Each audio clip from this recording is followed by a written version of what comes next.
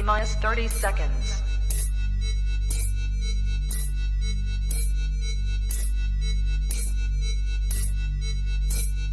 T-minus 20 seconds.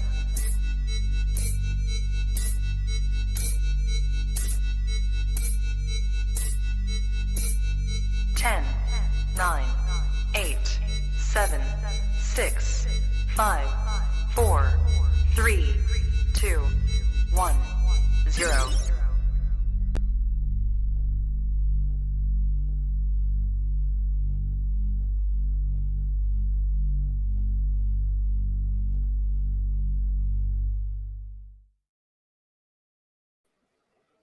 You are now tapped into the coolest reptile podcast in the world. Welcome to the Trap Talk Podcast. I'm your boy MJ. Welcome to episode 287, ladies and gentlemen. Man, am I excited for tonight. I know a lot of other people out there are excited for tonight, but this is your first time tapping in. What is good, everybody? I'm your boy MJ. Do your boy a favor, hit that like button, smash that subscribe button. It would actually mean a lot to me right now. If you were to hit that subscribe button, this is your first time ever catching this episode. You are catching a serious legendary episode right now. So do me a favor, smash that subscribe button and drop a comment. Let me know what you like best. Shout out to everyone in the early bird. Shout out to all my subscribers, everyone who stays with this channel, everyone who stays with what I am doing. Thank you so much for giving me the opportunity. And also thank you for spending your life with me. Let's do this. This is all about the snakes. If you're into reptiles, keeping, breeding, admiring, this is the podcast to be a part of, baby. I only bring the best of the best, the newest of the newest, and the freshest to this platform. So the best thing you should do if you are those reptile lovers, that subscribe button all day, every day. Guys, if you're looking for exclusive content, if you want to get more out of what you see here, if you definitely want to tap into another realm of the reptile hobby, best thing you can do is go down to the very first link and join the Trap Talk Patreon family. As soon as you become a part of the Patreon family, you get a link to the Discord, okay? The Discord is 100% positive. No, literally, as of today, I just deleted the Bob Smith channel. I had a Bob Smith in there, and, I'm not going to lie. I had that channel in there so I could kind of loosely say what I wanted to say, and, due to unfortunate events, something happened where it's a reminder why I don't even need a fuck Bob Smith channel or an alert about fuck Bob Smith. Listen, at this point, I think we should just say love Bob Smith. I don't think we should fuck Bob Smith, even though, yeah, that's weird. But listen, hashtag love Bob Smith. I'm dead serious. I'm going in this year right now. Hashtag we are loving Bob Smith. We need to love him. He's not had any love. I think Bob Smith really needs love at this point. It's kind of fucked up. It's like having a family member who you wish you didn't love them, but they're always around. What are you going to do? We have to influence somehow, right? And I'm going to get better at this. So as of right now, we're going to say farewell, good riddance to fuck Bob Smith. And we are welcoming love Bob Smith. Bob Smith, we love you. God bless all the Bob Smiths out there. This episode, though, is brought to you by, shout out to my Patreon members. I love you guys. Please. Oh, by the way, real quick, before you get into the tonight's sponsor, I want to say, please go give me a follow on Instagram. TrapGod619 on Instagram. I'm very active with my with my projects and my just stuff that I'm just loving to be around. Like, if you guys understand my excitement comes from what's behind me, okay? And I just love what I do. It's fucking, I think I was born to do this because how much I love doing daily water changes. Just kidding, but I'm not. But yeah, go give me a follow. Instagram, very active, TrapGod619. Also, go follow the Instagram podcast, Trap God Podcast on Instagram. If you're on Facebook, go follow the Trap Talk Podcast on Facebook. Give that a like. Let's go. Appreciate all the love and support. Tonight's episode is brought to you by the man, the myth, the legend, Mark Bailey from Mark Bailey Reptiles. He is here in San Diego. I picked him up from the airport. We had a great time, hung out, brought him to the trap, kicked it, smoked, talked, and I think he's asleep. Mark Bailey, ladies and gentlemen, please go give him a follow on Morph Market, man. Follow Mark Bailey on Morph Market. This guy has heat, and he's seriously one of the most highest respected individuals in the ball python game, the rodent game. That's right. Ask your favorite breeder's favorite breeder who Mark Bailey is, and you'll know exactly what I'm coming at. Mark Bailey, thank you for your love and support. Guys, don't forget to support US ARC. US ARC is what we need. This is a fight that never stops, okay? If you don't know what US ARC is, I need you to do me a favor. Go down to the links below in the description. Click on US ARC, become a member today. and at least be on the same page as all of us reptile keepers. We're really in this for the long run, okay? If you're in this for the long run, US ARC is something you want to support. Shout out to Phil Goss. Shout out to the entire US ARC family. Cannot wait to see the US ARC family at the Reptile Super Show going down this weekend. Woo! Man, what a week it's been, right? Jeez, I'm sure you guys are thinking that for MJ. But listen, tomorrow it's game time, baby. MJ needs to get ready for his very first Reptile Super Show. I'm bending next to my boy, Matthew Summers, MSR Reptiles, my dog, ride or die right there. So I'm going to be right there posted up next to him. I'm right across from me are the legendary Troy Schroeder, Jacob, Letterbetter, Fetter, Civil Serpents, Andrew Redwood. It's going to be an amazing show, guys, not to mention other big snake keepers. And it's just, I mean, dude, there's people tapping in. Man, Dave Levison, Jr. from JMG Reptiles, which is my sponsor and Unfiltered. Man, it's going to be a party. John from Sim Containers in the building. Woo! Bro, that's like the lucky charm. You find John at a show, you better just, I want pics of John at the show for sure. Okay? Plain and simple. But yeah, guys, it's going to go down. Shout out to Rami for putting this on. Rami, I hope you're ready, buddy, because we're going to shut this shit down tomorrow. And best believe I'm going live and direct from the Reptile Super Show with our boy right here, Mark Bailey. So let me just mention that right now. Saturday, if you guys can't make it to the Reptile Super Show, if you want to understand the vibe at the Reptile Super Show and you can't make it, you need to tap in this Saturday with me and Mark Bailey live at my booth. Sick! So sick. I can't wait. Yeah. Early Birds, who is here? Oh my energy is raw right now. I feel so good. Aurelio, what is good, player? Thanks for tapping in. The homie, Aaron from Prolific Pythons, Trap Talk Patreon member all day, every day. Thank you for tapping in. Sunshine State Sulfurs, Trap Talk Patreon member all day, every day. Bruce Carpenter. What's up, Bruce? This guy right here, he's going to have a big chondro year, I feel like. It's my dog, Bruce. Hey, Bruce. See you at the top. Jaffe Exotics, my favorite Canadian. Honestly, man, I can't. Okay, Jaffe, I hope you're listening. There's Will Moros and there's Khalil. Okay, there's Khalil and then Will's maybe just right under Khalil, but they're very neck and neck. And then there's you in that category. Jaffe, I love you.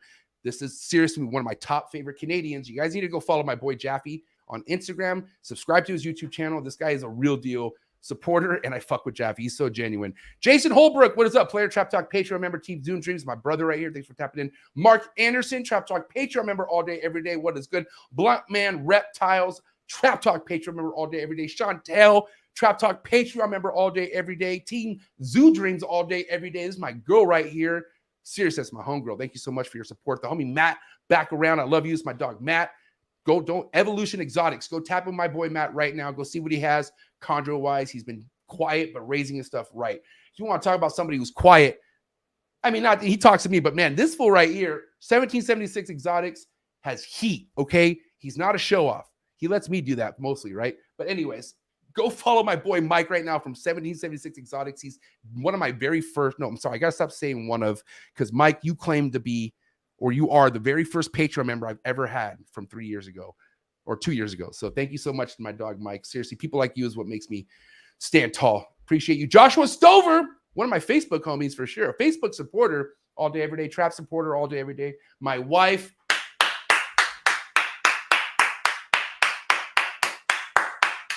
Hey, can we give it up to the lady who's married to me? I mean, come on, guys. It's not easy. You guys understand what this poor, beautiful fucking queen goes through? I make it up.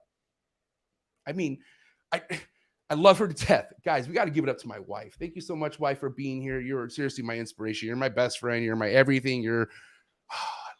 It's my wife, Lily Juarez. That episode's coming, guys. Who's ready for that? Who's ready for me and Lily side by side? Who knows what could happen on that episode? I don't know. Be ready. Nate Dogg, what's up, player? Trap Talk Patreon member all day, every day. Thanks for tapping in. Deviant Glass in the building. Trap Talk Patreon member all day, every day. Heathen Hatchery, Trap Talk Patreon member. My dog, Trap Talk Management in the building. Thank you so much. Stephen Chapman with a nice catch. What's up, Stephen Chapman? Thanks for tapping in. Trademan Exotics. I'm going to cheers to this guy. This fool went over to the homie Sock's house, my best friend, and came up on some heat. And if you don't know what heat I'm talking about, go follow him right now. Trademan's Exotics. I'm so glad to see you over at the homie's house, man. That guy's literally life-changing. JKJ Reptiles, Trap Talk Patreon member all day, every day. Serpent Eclipse Reptiles. Who's ready for the giveaway that Adler and Jamie are doing from Serpent Eclipse Reptiles? Go follow them right now. Go see what the giveaway is all about. If you're going to Pomona, you don't want to miss out on this giveaway. Thank you so much to my family over at Serpent Eclipse Reptiles. I love you guys, and I cannot wait to hang out with you guys tomorrow. It's going to be a good time. The mayor of Chondrotown is here. Bill, hold on. Ladies and gentlemen, the mayor of Chondrotown, Bill Stiegel, in the building. This is my boy. My boy sent me this. Hey, Bill, you're my big bro for life. This is going into the new room.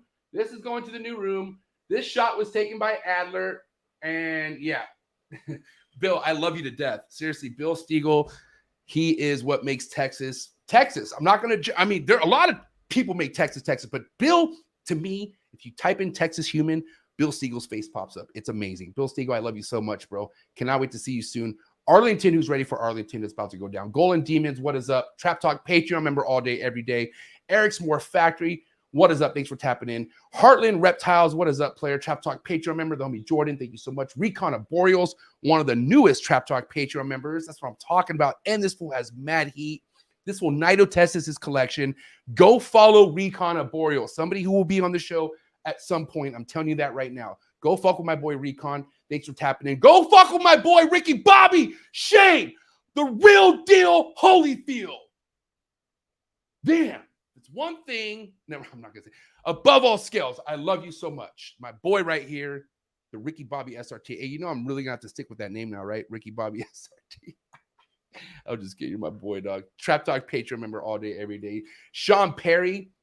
You know, one thing about Sean Perry is my Trap Talk Patreon member. He's my homie, but this fool comes in on the clutch. It's like, you know, you ever have that player, that team athlete, and they have the, you know, every now and then they like give that person a pat on the back, like, hey, that was a good attempt at the plate type of thing. It's my dog right here.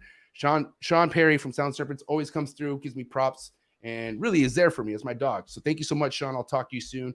And we got big plans 2023, me and the homie. Galaxy Reptiles, Trap Talk Patreon member all day, every day. Burning Heart Exotics, Trap Talk Patreon member. My boy.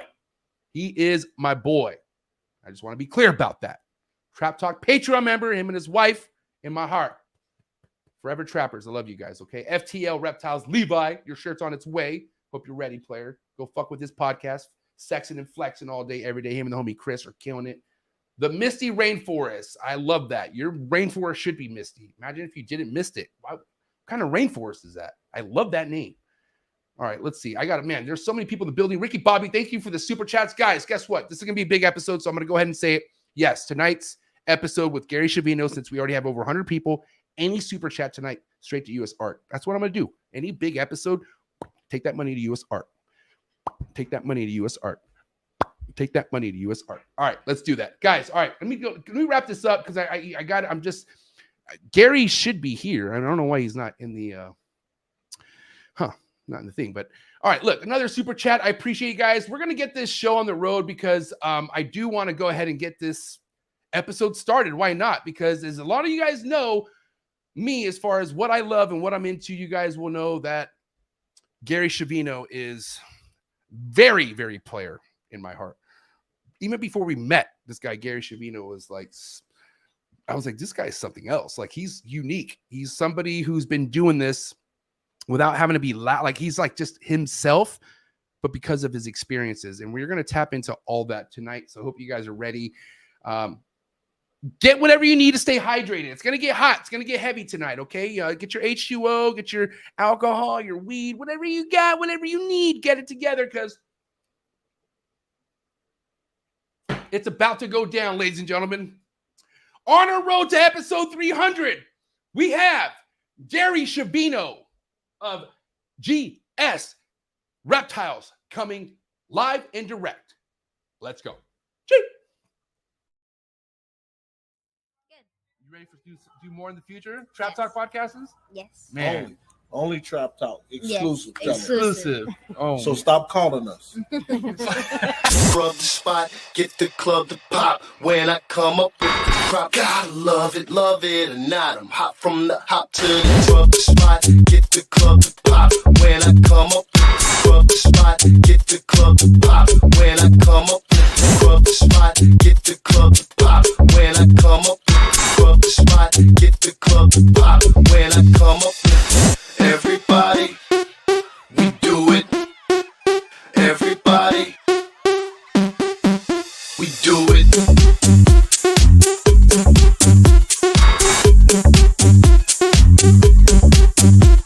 Do it.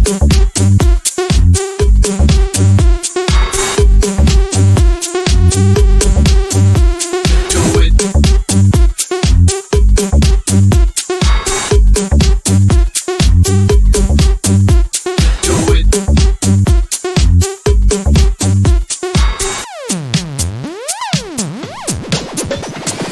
Rub the spot, get the club to pop. When I come up with the rub the spot, get the club to pop. When I come up with the rub the spot, get the club to pop. When I come up with the rub the spot, get the club to pop. When I come up. huh. Well, I'm not going to lie to you guys. I have a tiny bit of PTSD right now. You're wondering why? Because there's no Gary. Damn. This happened to me again. They got to me again, guys. You're shitting me right now. Is this a joke? Oh, man, guys. Gotcha! Here he is, ladies and gentlemen. Gary Schiavino. Hey, MJ.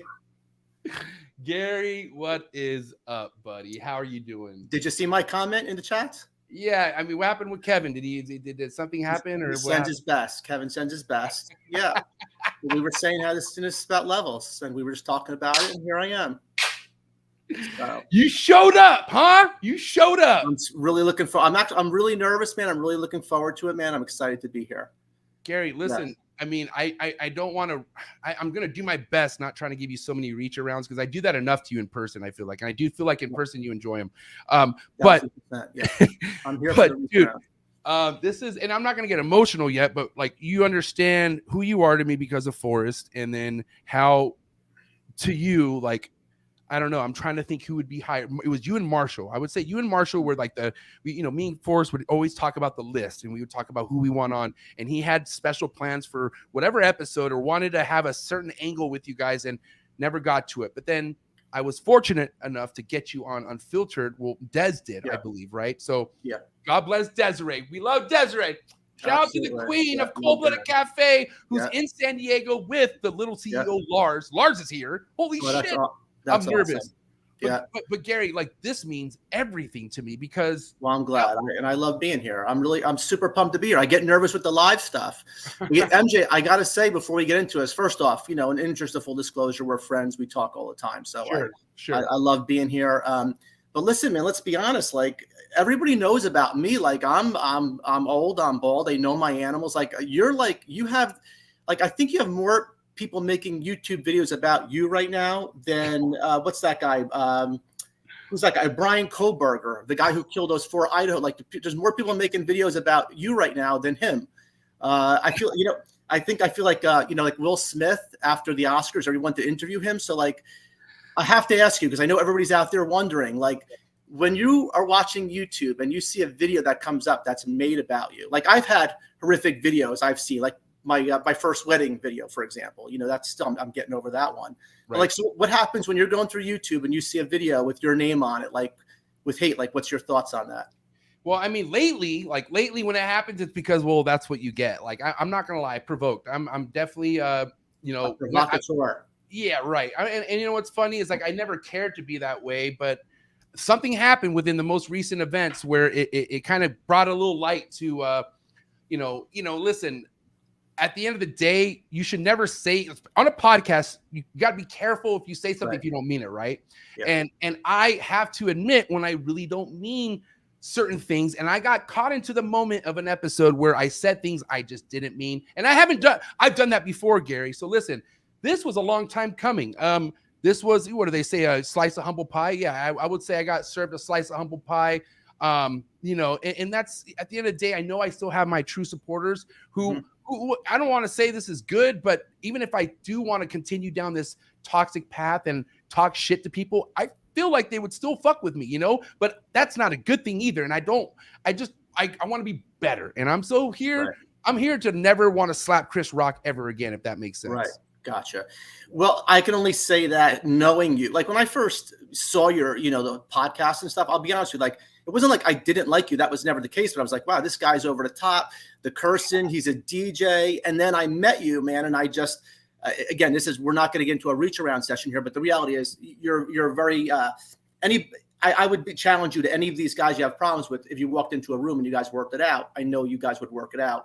And I know I speak for everybody in the Trap family when I would say that I know we'd love to see you make amends with at least 2 of the 3 of them. Third one, not so much, but the 2 of the 3 of them, I think we'd all like to. You could figure out which one that is, but yeah. So anyway, it's all good, man. And like I said, I just think, you know, after meeting you, man, I just think you're, you know, pretty sweet guy, for lack of a better word. So anyway, I'm glad that, Gary. Yeah, it's all good. So. Okay. I could use maybe one more reach around, like just one more. Okay. Listen, I'm just trying to calm things down. Even I got 3 death threats tonight doing this podcast. Okay, so people are starting to take this stuff pretty seriously, man. I feel like I'm at risk. Yeah. Okay, Gary, listen. If it's one thing I love about the, and I meant this earlier too. You know, this is probably one of the few episodes where, as much as I love the knowledge and the work behind the snake, you as a human, man, I hung out with you. You make me laugh. The whole group laugh. Everyone loves to hear what Gary has to say. I mean, it's just a genuine place in a world like the reptile world to meet someone as genuine like you, and you've been around for this long. So we're going to get into some things tonight, buddy. Yeah, I'm an open book, man. Like, whatever you want to talk about, from, you know, problems with animals to, you know, I think part of the biggest challenge in this is just a longevity. This, you know, I pride myself, you know, I've been doing it for a long time. You could ask anybody, like, has Gary ever screwed anybody over? I mean, I just haven't. Right. And I think just the combination of always trying to do the right thing and staying in here, it pays dividends, you know? So, you know, as far as laughing and stuff, I mean, come on, man, life is stressful. And this is reptiles, man. It's supposed to be fun. I take the animals very seriously. It is my absolute passion in life. I eat, sleep, drink reptile. Trust me, I do. But man, and I do get bummed. We could talk about, you know, when you have a setback, it really destroys you. It eats you alive. But overall, yeah, it's fun, man. It's supposed to be fun. It's supposed to be lighthearted. And, you know, we're just we're a group of nerds, man. We're a group of nerds all in the same hobby. And that's why we got to kind of work through the infighting, because we're on the outside as it is with most of society. So hopefully we can all, you know, get our stuff together, man. So before we get off this topic, you know, I will say, back to the, you know, Will Smith dilemma I'm dealing with throughout the last 24 hours. I will say, man, like, I actually made amends with quite a bit of people just by speaking to them. It all started this morning. I'm going to say this morning. I already said this on I already came out. Did you watch my video this morning? I went live this morning. Not this morning, no. Okay. So I already have a job. I have a life. I can't watch it 24 hours. I'm sorry.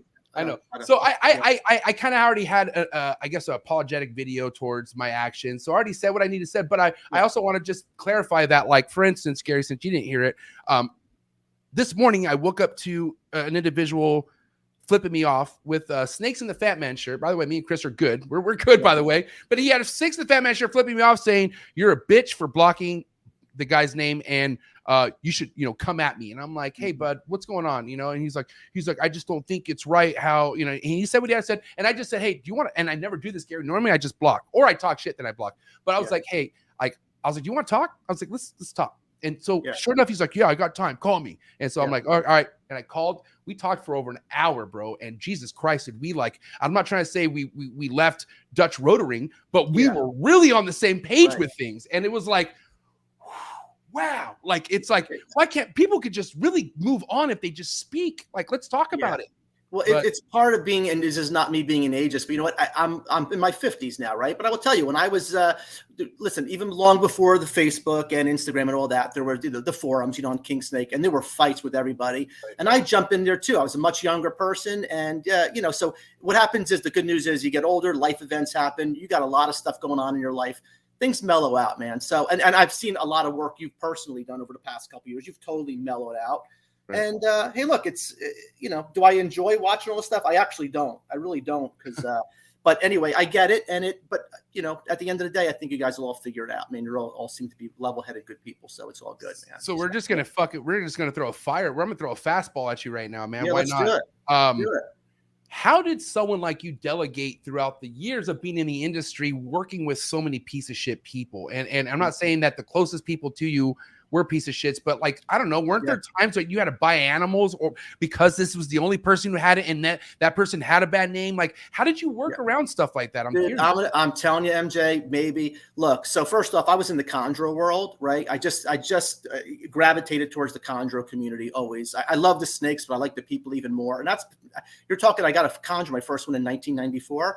I can honestly tell you, man, except for like the 3 years ago, I'd say is the first time somebody intentionally sent me bad animals. It wasn't chondros, it was emeralds. And somebody on Facebook intentionally sent me bad animals. And who the hell am I? I'm a small little guy in this huge industry, but you know, this is before he didn't know who I was. When I say who I was, look, I've been around for a long time. I'm not saying in an arrogant way, but I've been around. And this dude, and he sent me bad animals. That was the first time that's ever happened to me in over 40 years. So I've had a really good, and you know, I've had guys, you know, listen, problems happen sometimes, but overall, man, I've honestly can tell you, man, I've never had a bad experience. There's an importer in Florida people have had a bad experience with, and I've gotten some animals from him that were questionable. But you know, at the end of the day, he did make stuff up to me, probably because I'm me and I have a social media presence. He may not have done that with other people, but you know, the reality is, how do I deal with those people, MJ? At this point, I steer clear of all that, man. I stay out of the drama 1,000%. You'll never see me. I just don't do it, man. And trust me, I've had people over the years, not even that long ago, there's a guy out in Pennsylvania just had a major problem with me. I couldn't tell you why. And people say, you know, they will say, man, you're such a pussy if you block people, you know, don't block. I'm just the opposite. I wish I could block people in real life. Like, I love block. If I don't have to ever think about this person or talk to this person again, I'd block half of my, you know, who knows, my ex-in-laws if I could, you know, whatever. But I'm just saying, I have no problem with blocking people. It keeps me sane. This, like I said, this stuff is my outlet. This stuff is what keeps me sane. I love it. And so I'm not going to do anything that brings me any kind of uncomfortableness or whatever. I'm not going to deal with it. And I don't. So, I mean, and we could kind of also bridge this to the fact that you probably spent more time being in the middle of people who've been screwed, for sure, right? Oh, I've seen, yeah. If people contact me privately about somebody and they ask me, hey, what's the deal? I'll flat out tell them, you know. Right. I think the toughest thing for me is, and this is going to happen to you guys, like in your 20s and 30s coming up right now. Well, it's different because there's social media. When I was, you know, for us, there was no social media. So people screwed people all the time. And now a lot of these guys who were screwing people 20, 30 years ago because they could, suddenly everybody's reinventing themselves. And suddenly they're great guys on social media. And I look and I go, Jesus Christ. But look, at the same time, I got to go, at least they turned it around now. What benefit does it bring me to call them out and say, oh, this dude was screwing people 10 years ago? It does me no good. It does the hobby no good. And at the end of the day, it's not worth it, man. So I don't pay any attention to it. I really don't. It would have been cool if you fucking spoke to me about this before the whole episode, Gary. Thank you. Fuck, dude. This guy told me go for it, MJ. I'm just kidding. Oh no, you can ask me anything. I'll talk about it. Yeah. No, but dude, it's like you're my big homie, and you know what I mean by that. You're somebody that's important to me, right? And I appreciate that. Hearing this from you, just kind of like it's not making me sad, but it's kind of like it's disappointing to myself that what you're saying is some stuff I could have used to my advantage and could have avoided all this shit. But it is what it is, you know. You'll be fine. You're a young guy. You'll be fine. You'll fix it. I'm not concerned about it. You'll fix it. So yeah. All right. So back to business. Let's talk about how you fixed animals. I mean, okay, let's let the people know, whoever, because I gotta admit, Gary, this channel has brought in a lot of new people into the hobby, you know, and not a lot of people had homies like Forrest that just fed information about who's who, right? And I was lucky to have Forrest for that. But for people who don't understand really the background of Gary Schiavino. We don't need to go to your childhood. We all know you must love reptiles as a kid. Yeah, I had him as a kid. Yeah, I have, life or whatever. But the reality is for me is there weren't a lot of us doing it. When I was into reptiles, we were trying to keep them alive. We weren't trying to breed them or anything like that. We were just trying to keep them alive. The guy who influenced me most and really helped me a lot. I mean, there's a lot of people every day, people I know, we all know the names that, that I run to. And I'm not exaggerating. I mean, I have a problem. I'm running right to Marshall. I'm running right to Bill. There are no egos there. Believe me. Amazon Basin Emerald issue. I'm calling Ed Marino. I'm calling Steve Volk. I got an Emerald. I'm calling Ed Marino. That's the cool thing about doing this for as long as I have. It's that it gives you access to those guys who've just been doing it really long. And that's a support system that everybody should have at some point in this hobby career of them. So I've been doing this for 40 years. I've never not had a snake since I'm 13 years old. I never went the whole colubrid route. I went fascinating. My brother's a lot older than me. He got me a Burmese python. I was 13 years old. Did everything wrong. Didn't know how to take care of it. But yeah, like I said, I can't tell you. I always say we're so fortunate, everybody who's been doing this so long, that we found our passion in this hobby, because a lot of people never find their passion in life. And I have a collection now, and I'm modest.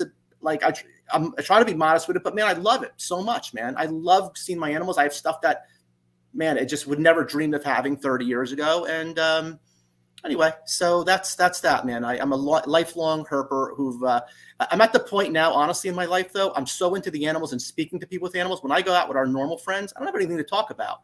It's really bad. Like my wife and I go out with a couple friends, man. I really struggle because they're like, hey, what's going on? I want to just really go right to the animals. And I have nothing that's what I want to talk about. So I think that's what happens with most of us. Now, I mean, what I want to get to next here, Gary, is breeding came to your life quite early in your teens, or were you? Burmese pythons. Yeah, I was breeding them at 18, 19 years old. We all were back. They were learning it, but no. Wait, no. Ball python clutch story right now. Ball python clutch story. What was your very first clutch, Gary? Let's talk about it. Yeah, I bought a pair of adult ball pythons, and it's so funny now, but the reality is, it was a big deal. They were imported babies. We call them bush babies, and they were raised up. I bought them. I bred them. I got eggs. I had no idea what to do with them. There's a guy named John Martin. I just drove the eggs to his house and said, John, hatch them. I was so intimidated by breeding years ago. I never even thought about breeding. I built my collection. I built my reputation. I used to broker all the time. I know it's such a dirty word in the industry, especially with the younger herpers, flippers, they call them. Right. I did anybody in the 90s and early 2000s keeping chondros. I guarantee they had an animal from me. Not one that I produced. I'll be clear on that. But I always brought in, like me and Rico Walder, who, like I mentioned earlier, we'd buy clutches of babies through Bushmaster. We split up the babies, put size on them, and I would sell them. And then basically what I would do is I'd keep the nicest ones back for myself. And that's basically how I built my whole collection. So the cool thing now at this point in my herp keeping career, I'm playing with house money.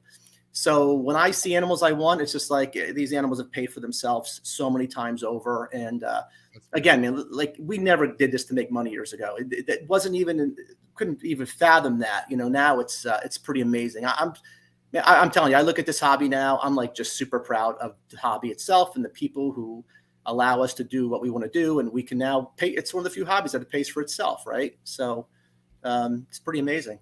Who are some people off the top of your head right now that have that paved the road legacy in your mind? Like especially like if you could go back as far as you can. Like I'll tell you, when you ask me who does it now, the guys I think of now who really brought it to the next level, Justin Kabelka, to me, I think he's probably the most. Yeah. I could blow smoke up Justin's butt all day because I actually love the guy, but people don't understand. They look at a guy like Justin, they say, he's got all those animals, but they don't understand. There's nothing about the animals with Justin. It's about the way he presents himself with the hobby, the way he comes across. He just does amazing stuff to me. Him and John Lehman from MorphMark, I think these guys, if these guys were not in the hobby today, I think it would look very different. I love guys like, I don't know Bob Vu. I don't know Bob at all, but like, I love what this guy does. Like I see him at the shows, like he's going full. I'm not even. Bob Vu's the man, bro. Yeah, I don't even know ball pythons, but these guys transcend ball pythons, right? Yeah. And what's great about that is, and the other guy I was going to mention too is, I don't know Miguel Garcia. I don't know him, but man, what he does on social media, bringing so many people, obviously Brian Barczyk, these guys, I know a lot of people don't like Brian. That's fine, but I love that. I'm not trying to say I'm the 2023 Barczyk, but Jesus Christ, I love that I'm right there. Fucking no, I love Brian, man. Because that was a joke. Yeah, I know. But like a guy like Brian and Miguel, what these guys do is, for the people who are non-ball python people, so they're probably thinking right now, God, he's naming all ball python people. Right. What they do is they allow me to sell 100 baby carpet pythons a year. They allow me to sell these green tree pythons. These guys bring the people into the hobby. They get into ball pythons, and after that, they want to go into the next thing. So I think these guys are just catalysts, man, for the hobby, and I just think they do an amazing job. And when I think back of the guys who were doing what I was thinking, and I think of some of the bigger names, these guys, I'm just telling you, I personally don't think they were capable of doing what a guy like what Justin's doing in the marketing. I don't think these guys ever really treat it like a real business, and so I think that's the difference. So when you ask me who the influences are in the business today, that's where my mind goes to watching these guys, what they do. I think it's pretty amazing.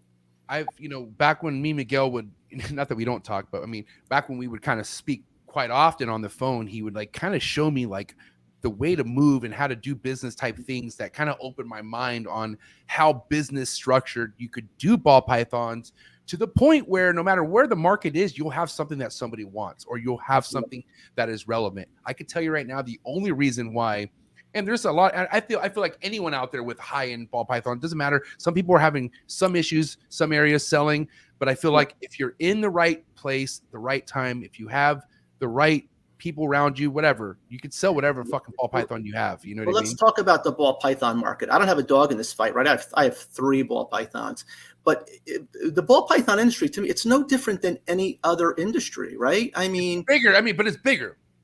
No, it's not bigger. I mean, look at there's the watch industry. There's the I thought you meant within the hobby. I'm so sorry. No, that's the biggest. Ball pythons are the biggest. But the point is, for the last 3 years, we just hit this major bump, and now people are realizing, like, holy crap, I actually have to do some work to sell my animals, and that's what's happening. But you got to be good. You have to have business savvy. It's not just about breeding the animals. You got to have business savvy. You have to have a name, and so I don't think the ball python is different than any. I mean, look, 10 bakeries can open up in one city and 9 could go out of business. Doesn't mean the bakery business is bad. It just means that somebody else was better running a bakery than the other person was, right? So I think a lot of guys who get into ball pythons, reptiles in general, I'll say, maybe they don't have the business acumen, right? And it takes time, like anything else. And so anyway, it's a long play, man. It's a marathon. It's not a sprint, but.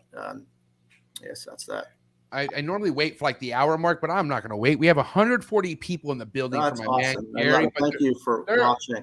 There is no way I'm going to keep talking and getting this guy to spill more beans without more likes. There needs to be way more likes than only 70 likes with 140 people in the building. Guys, I know this is an exciting guy to look at, but can we please get the likes up right now for Gary? Because we're literally just starting.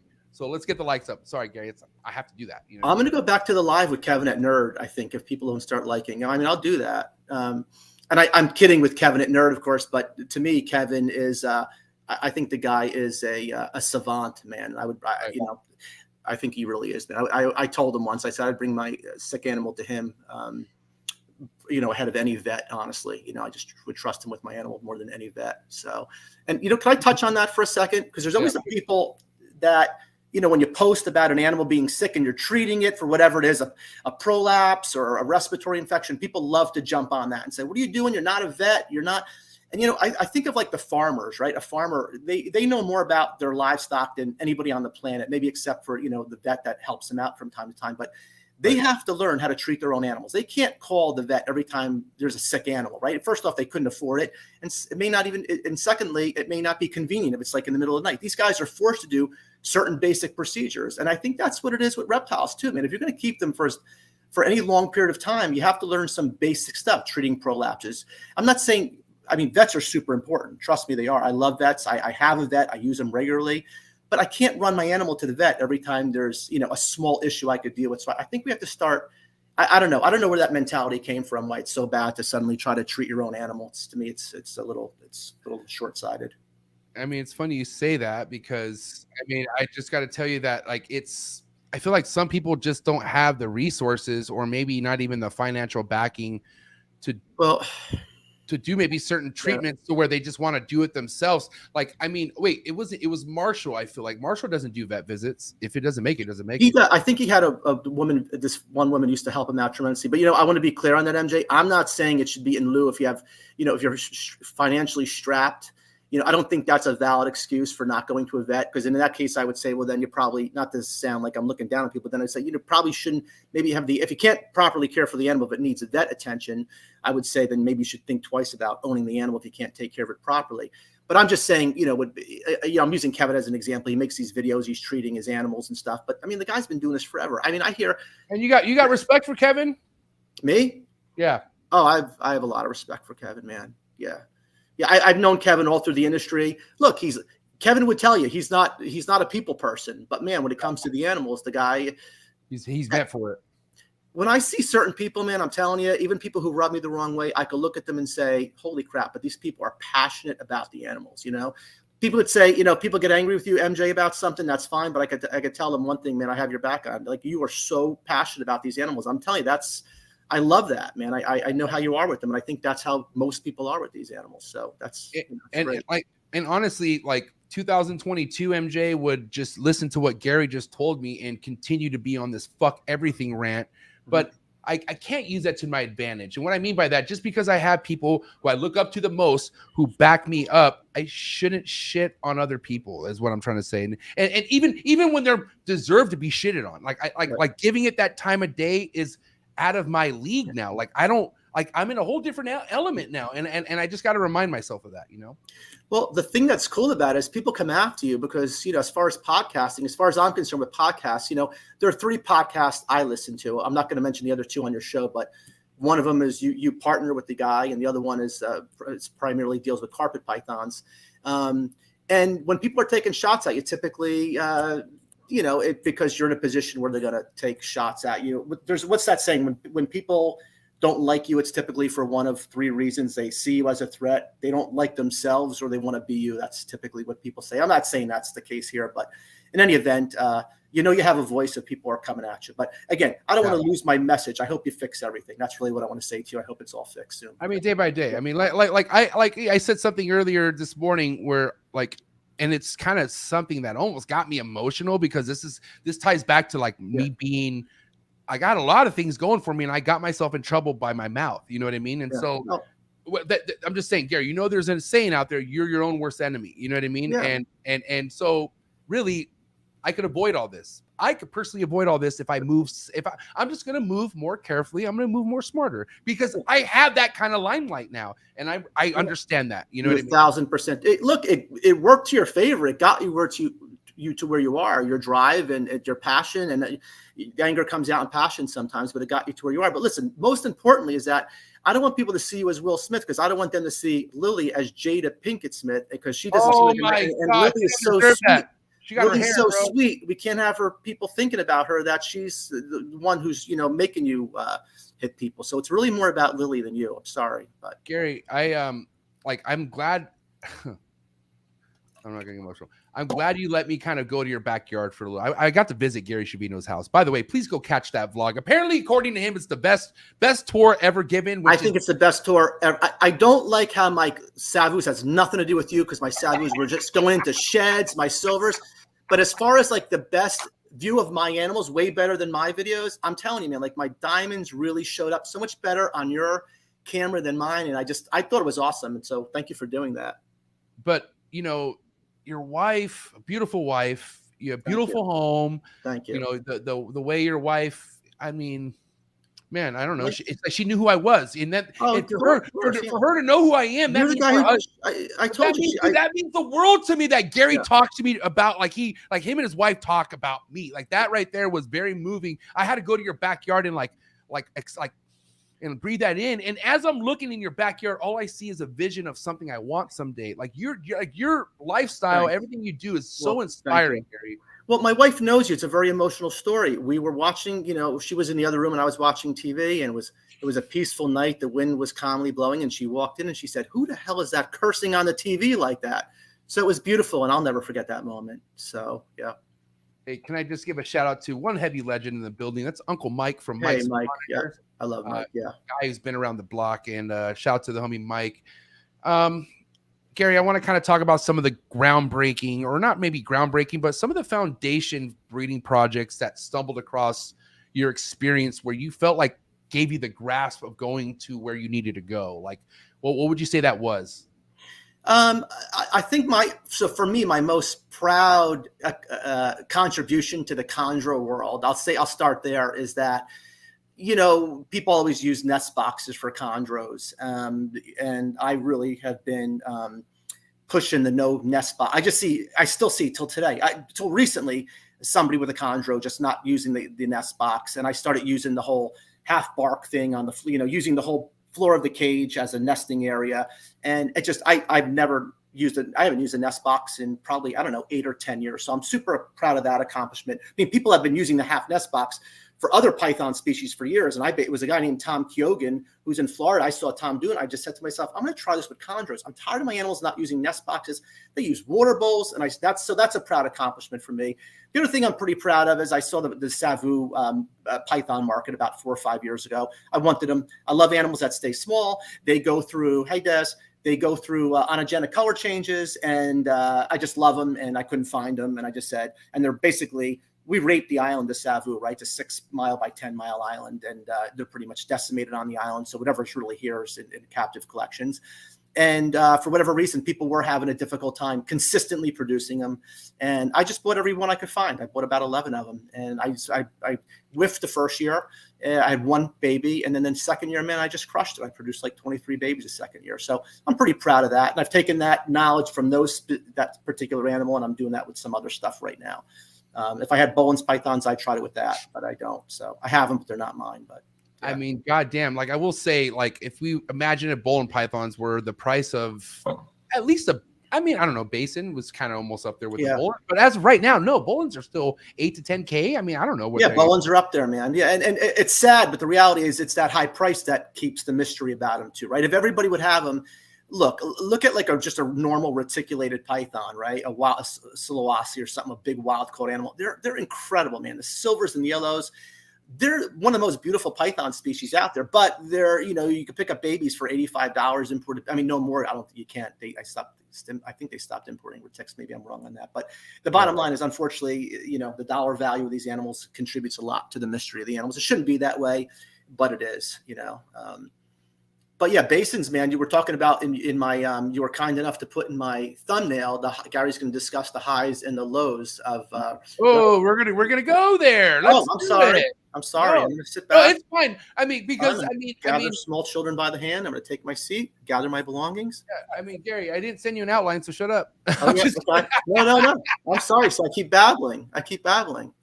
No, I mean, listen, because there's so many. It's like here we are in a room with so many doors we could open. We have a door of the Sanzinia. Oh my God, can't wait to open that. We have the door of the chondros.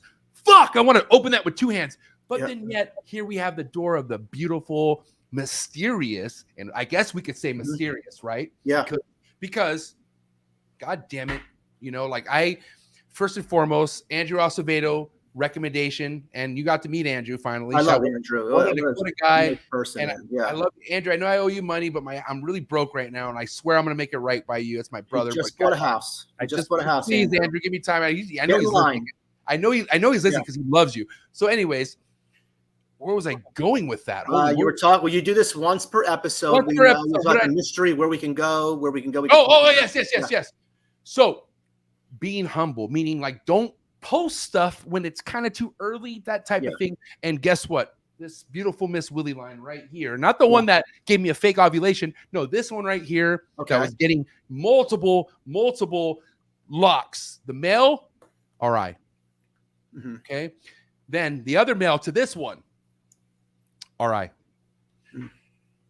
All within the period of me being gone back east. All I could think about was my room was too dry. I mean, either way, it's unfortunate because now I have two of my best, only fucking epic breeder emeralds with being treated with Fortas right now. And it's very, very unfortunate. And I keep it 100, so I'm going to talk about it. But yeah, lows, emeralds. I feel like this is a good time to talk about the lows and the emeralds. Why not? Man, I would love to talk about really quickly respiratory infections. So in this hobby, here's the cool thing, right? We can keep these animals alive now. That's pretty awesome. And we could breed these animals. That's pretty awesome. With certain species, Johnny, who had last week with the skinks, Johnny has a problem with the skink. Johnny's my boy. Take care of those animals pretty well. when it comes to arboreal animals, when it comes to emeralds and green tree pythons, I am telling you, when they get a respiratory infection, I personally think there's a better than 50% chance. Unfortunately, you're going to wind up losing the animal. I've tried everything. I've tried sometimes. Look, I've had luck overall, but I've had less luck than I've had more luck. And that's our real shortcoming. We're using drugs like Fortaz intended for mammals, not intended for reptiles, and we're modifying these drugs to our animals. And I'm hoping that it's going to be worth for veterinarians in the near future to start treating reptiles and start doing more research on reptiles, because it shouldn't be a death sentence for one of these animals gets a respiratory infection. And unfortunately, I pretty much, man, I was just talking to my friend Keith McPeak last week, because I have an animal right now with a small respiratory, and I'm just not going to treat it, man. I'm not treating it. I'm trying some, and it's been doing fine. It's not getting worse. It actually, knock on wood, sounds a little better. But anyway, my heart goes out to you. It really sucks. And that's where the hobby really, we need some people who in a higher pay grade than the way I can think to help figure this out, because I'm not capable of figuring that out, how to treat these animals for respiratories. I mean, at the end of the day, they're okay. So shit, my bad. I do that a lot too. But you got to admit, for the most part, emeralds don't handle stress too well from what you've experienced. Right? No, you leave them alone. Right, we leave them alone. Yeah. But when that's the case, I feel like first-time males, and these were first-time males, and this is just me thinking out loud. I don't know, but first-hand males being with the female doing their thing for so long, on top of the humidity not being where it be's at, and I just feel like maybe, I don't know. I'm just praying to God it was me that caused this, and this isn't. But Keith recommended that I get a culture test on the. Yeah. What's your recommendation on that? I've had culture tests. Now listen, I want to be clear on that. I've had them done with carpet pythons. Right. Man, you basically what you're doing by the culture, you're looking into the animal's sensitivities and what antibiotic you're going to administer to the animal. That's really what you're doing. And you're going to do the same thing with you for your emeralds. It's just that for whatever reason, Bill swears by Fortaz. We've had that conversation, Bill Stegel. So I would say to you, yes, that is the most accurate way. That's the most responsible way to treat an RI. First, I would do is I would increase the humidity with an arboreal. I would bump the heat 1 or 2 degrees in arboreal. I would see if the animal responds to that. If it didn't respond to that, I might consider drying the animal out a bit after that. I would remove some of the humidity.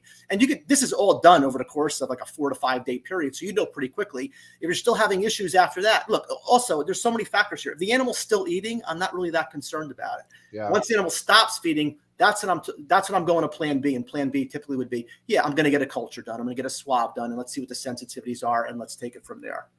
So, yeah, I mean, I got to tell you, I mean, regardless on what practices are technically protocol in the hobby, I am one to just pay attention to the animal. And I got to tell you right now, I've had one snake in my experience with Nido that I tested, which was well before this room was here, and I got everything tested. It was a big crazy moment for me, right? And it was like that. I thought it was crazy.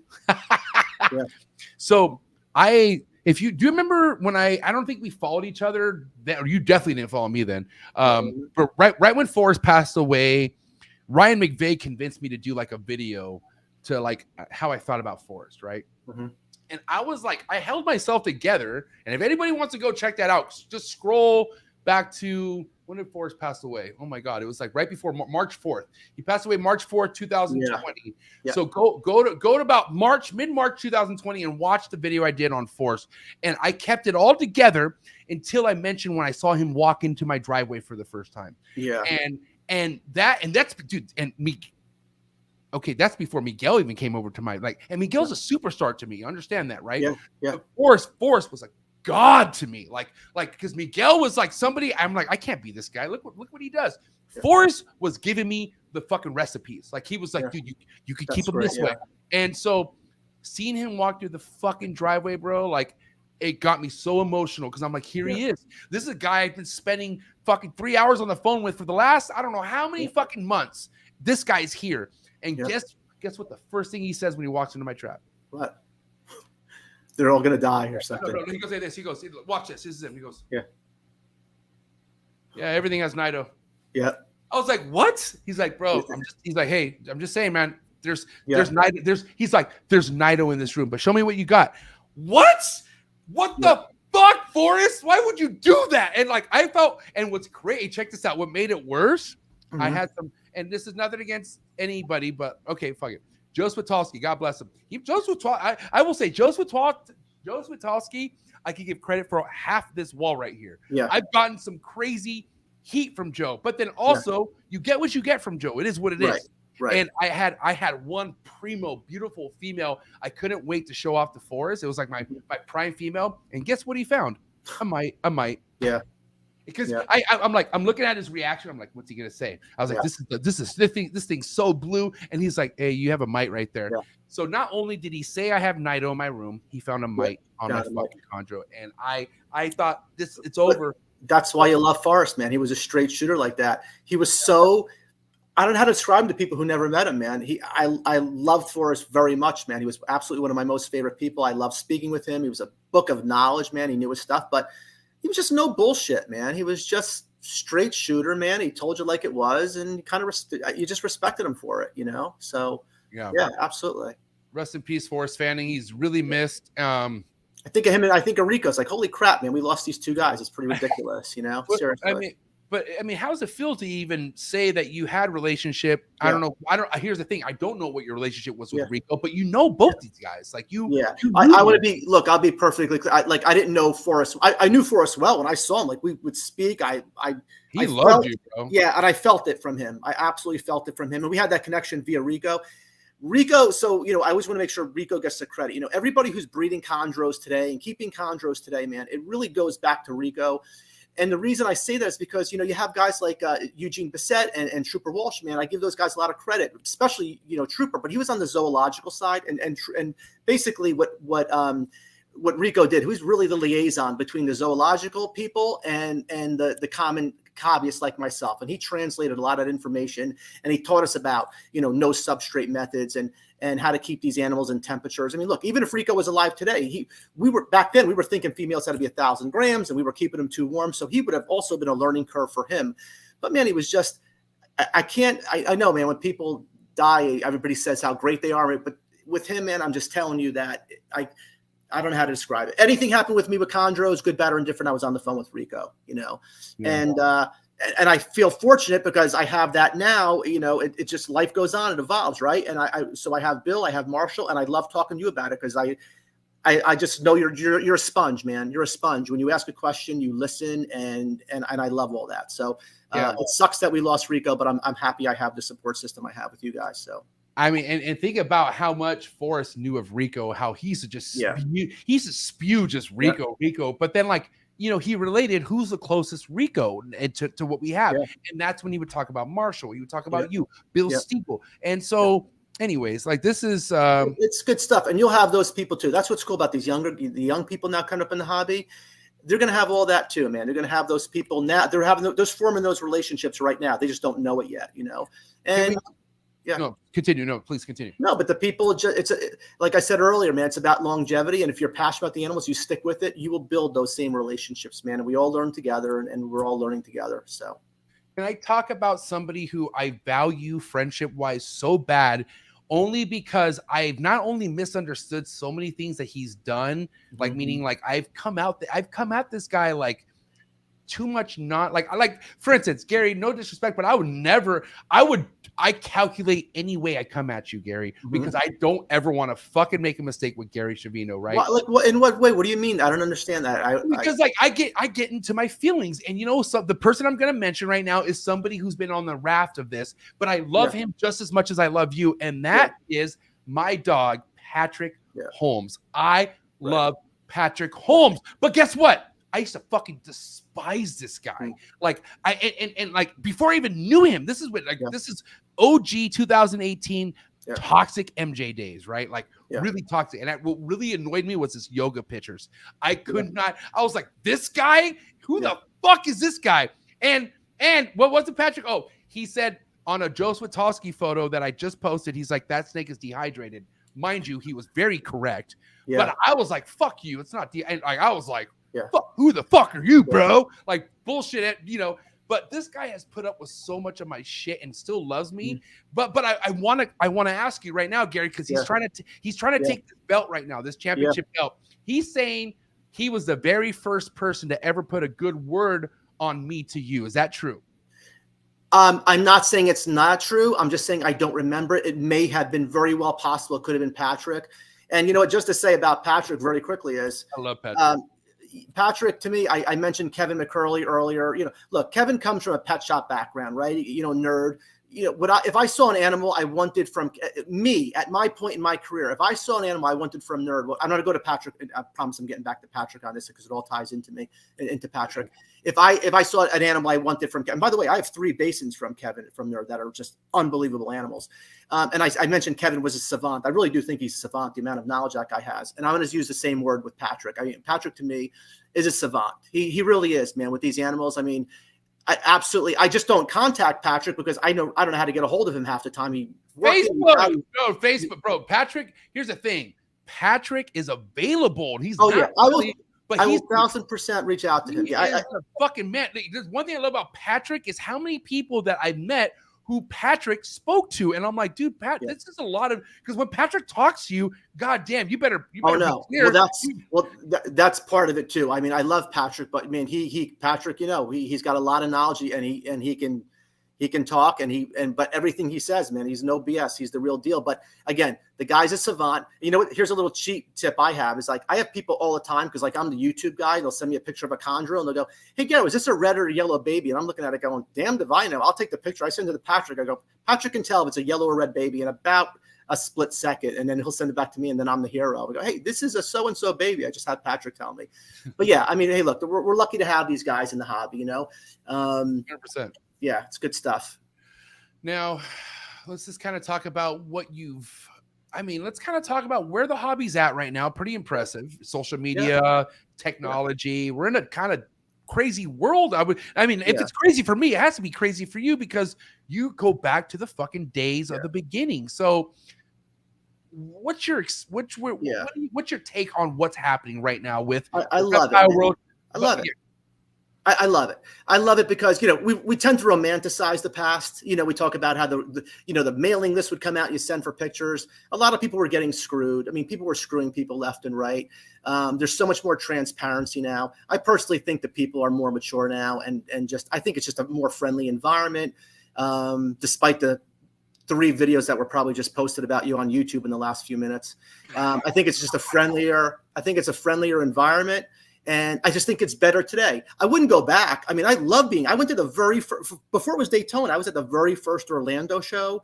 I know guys like Keith McPeak were also there. And I mean, man, it was just awesome. But, you know, did I appreciate it as much? I don't know if I appreciate it or not. It was my first show. I didn't really know what to expect. But I loved this whole thing. And I don't know. I think the hobby is much better today than it has ever been. And I think we're just on the cusp. You know, I really do. I think we're starting to pay a lot more attention to environment now. And, you know, I love busting on people all the time about bioactive stuff. I don't think we're there yet for green tree pythons. That's a whole another situation, but bunch of problems, I think. But I love when people set up some amazing, they keep animals as pets now. Come on, that's awesome. You get a reticulated python, you set up an amazing habitat for it. A bearded dragon. I love seeing that stuff. And that's where the hobby's going. Time out, buddy. Here's the thing. I started naming my animals. Okay, that's what I'm talking about. Well, let me name somebody who named their animals from Canada. Yeah. I had a good 20-minute conversation with this lovely lady from Canada. Mm-hmm. She has her own snake page called Jube the Snake. It's called Jube the Snake. Okay. We have a lot of stuff to settle me and this girl, but in a positive movement type of way, right? But God bless this girl for teaming up with people like Focus Cube Habitats. Are you kidding me? Yeah. The future is here. By the way, shout out to the sponsor and shout out to you if you own a Focus Cube Habitat. Okay, Bill. Okay, Bill's going to be the first one. Hey, guys, have you seen Bill, we all know you get the fucking protocol enclosures. Bill gets the very first versions of everything. So go follow Bill first and foremost. But guys, Focus Cube Habitats, right? This lady, bless her heart, she has 10 ball pythons all in 4x2, all in 4x2x2s, right? Yeah. It's like she puts so much energy on wondering like where the heat source is at, where it's like, and honestly, I've been disrespectful to that kind of information, and I shouldn't. That's impressive because for us to have people who love it on that end of the spectrum is what we need. We need that love for the animal. Yeah. It can't just be breed. It can't. Right. I grew up in a time where you didn't keep animals unless you bred them. It's just the way it was.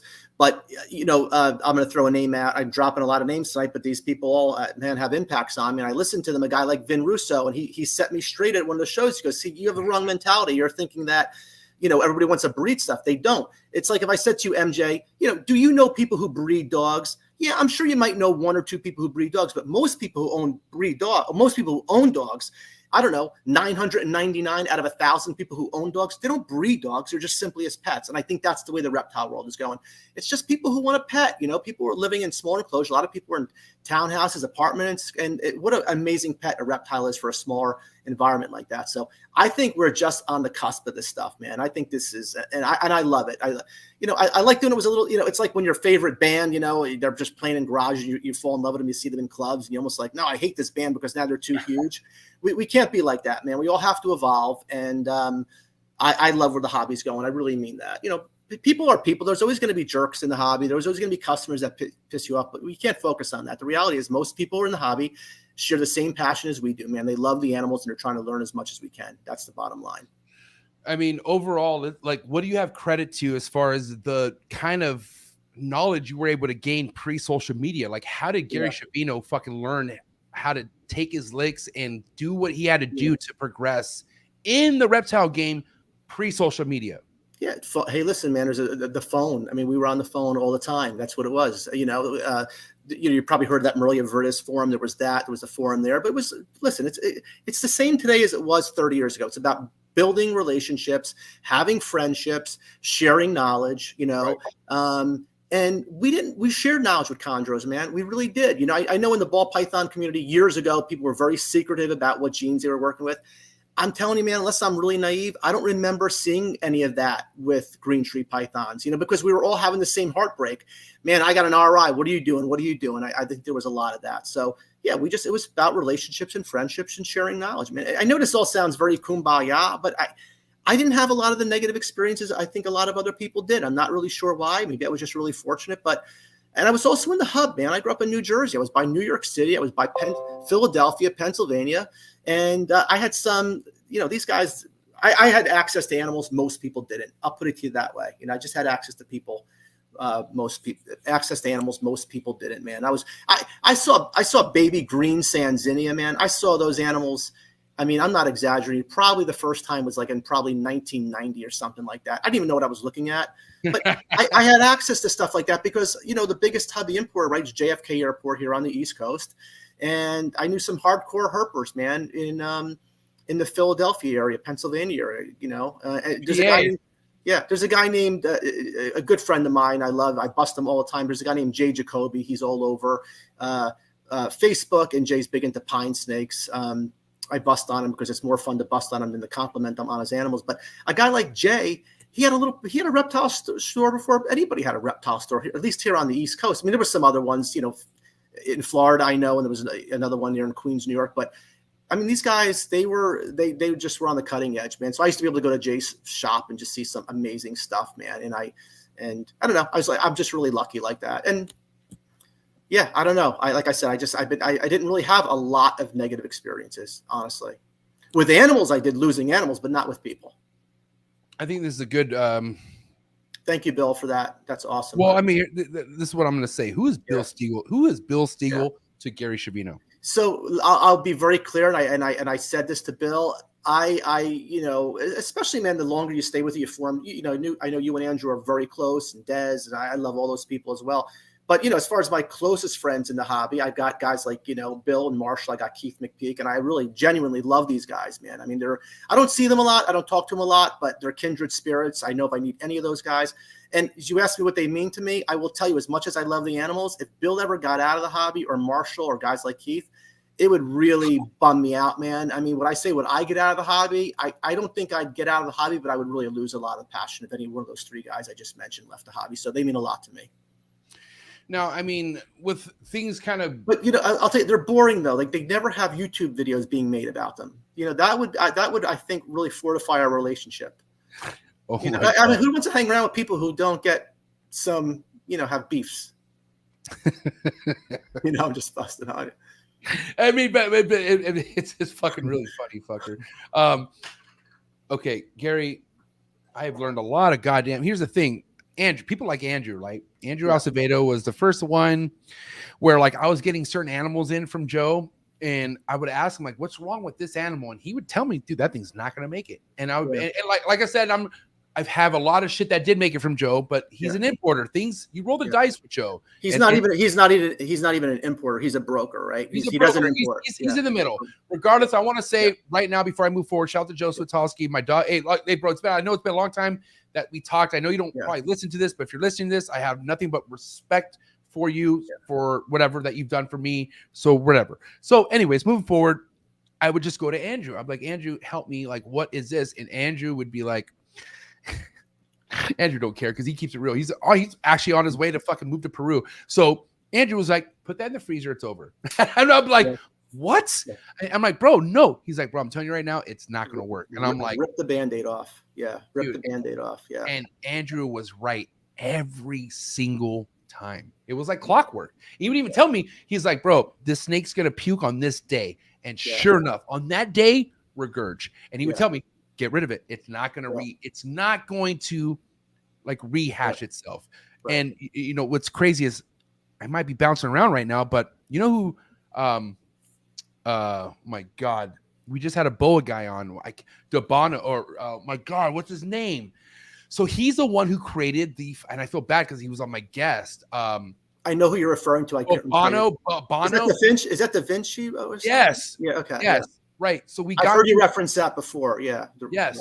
So I had him on the show. We had a conversation. We were talking about how I was like, dude, there's no curing fucking crypto. Like once that fucking emerald pukes, there's no coming back. And he was like, well, hold. Like he had a little bit of like, I guess, a little bit of documentation on how maybe he could cure. And guess who's the first one in my inbox? Good old Warren Booth. And Warren Booth was like, mister, there ain't no curing that shit. I'm telling you right now. From your experience, have you dealt with crypto? Have you dealt with that shit? No, never. No, man. I'm a chondro dude who really slowly worked his way into boas just over the past probably 6 years. I've never had a boa in my life. I was always such a hardcore Python guy. So, you know, I have a huge learning curve with emeralds and stuff. I've been pretty so far, man, so good. But I've never had to deal with crypto or anything, as far as I know. Now, I mean, that'd be pretty good advice then for like, let's just say somebody who's, because here's the thing, there's species for everybody, right? Like there's certain species that people are meant to work with, right, Gary? Yeah. Some people really do things like, goddamn, Alex Warren, what a guy, okay? Mm-hmm. Alex Warren, I'm so envious. In Alex, when I say this in a good way, but your mentor is Bill Stiegel, okay? But Alex is a good learner. Alex implements whatever he learns from Bill at home. Yeah.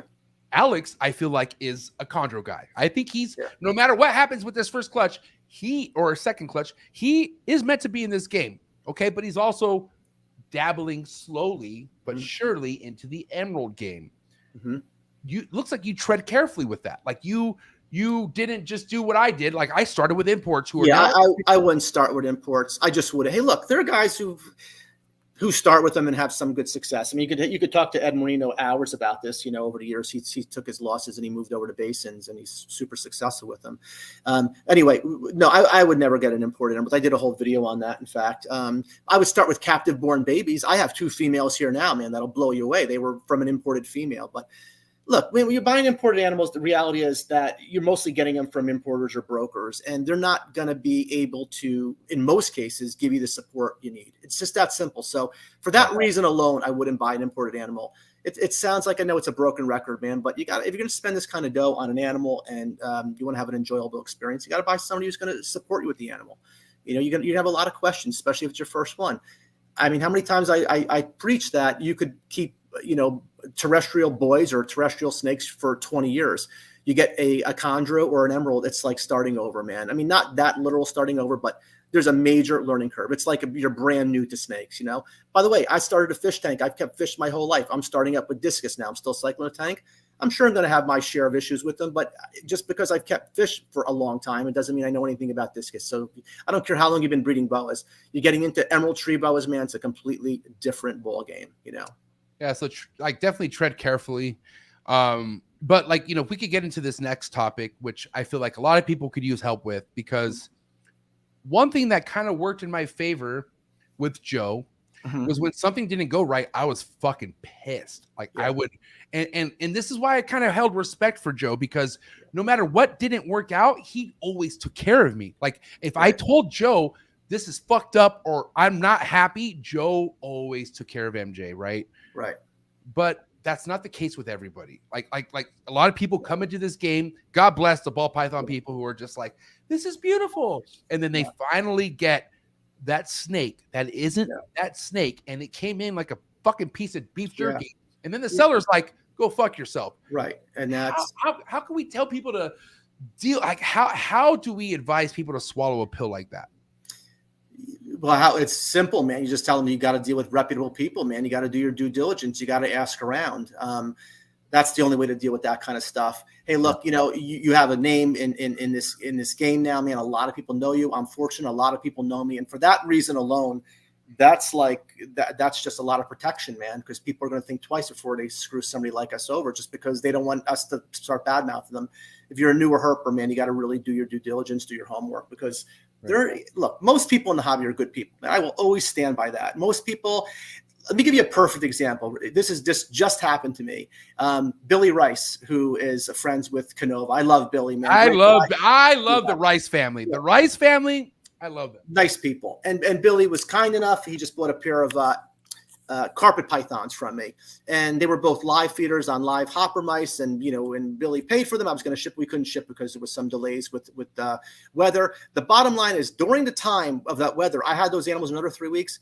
MJ, for whatever reason, that female stopped taking live hopper mice from me. She was the best feeder. She stopped taking live hopper mice from me. If I had shipped that animal to Billy, and I told him this, by the way, I was very candid with him. I go, Billy, I am so glad she stopped eating, because he doesn't mind the live, because he breeds live rodents. I said, if she didn't eat for you and you called me up, I would have been very kind. I wouldn't have given him a hard time. I would have said, Billy, what do you want me to do? You want to send the animal back? I would have taken care of him 1,000%. I would have been thinking, this damn ball python guy doesn't know what the hell he's doing. He's got a carpet python. He doesn't know so look, there's a perfect example of, I'm so glad the animal had a problem on my end and not on Billy's end. I wound up just swapping out for another female, and Billy's awesome. And but I told him that flat out. I said, Billy, I'm just so happy that. So there you go. That's a perfect example of an honest guy like myself selling what he thought was a perfect animal. But man, these are animals, man, and stuff happens. If it happens consistently, if you're hearing stories with the same buyer or same seller all the time, well, then where there's smoke, there's fire. So buyer beware and tread carefully. And, listen, without getting into detail, like I had a lot of like things that connected dots at some point, realizing that why don't other people go ballistic the way I do? Well, because in a sense, they don't want to ruin what they could possibly get, right? I took the chance. I didn't give a fuck. I was like, I'm going to fucking fuck this shit. You're not taking my money, right? But there's so many people out there who rather get fucked, like no Vaseline. They will get fucked just to stay in good standings to get that certain snake that could possibly get in. I think that's one way to look at it. The other way is, think about if you're a newer person in the hobby, man, it's pretty intimidating. You're going to come in and you're going to start. And a lot of these guys, man, I'll tell you, there's one particular person, I'm not going to get into names, and listen, when I think poorly of somebody, it's never hearsay. I don't, when somebody said to me, oh, this person did that, I don't take that, man. It's got to happen directly with me, where, and in this particular example, it happened with me. And there's a person that I'm just not a fan of. He's a chondro breeder. And you hear a lot of the same stories, and people like this person will rely on the fact that he has a name.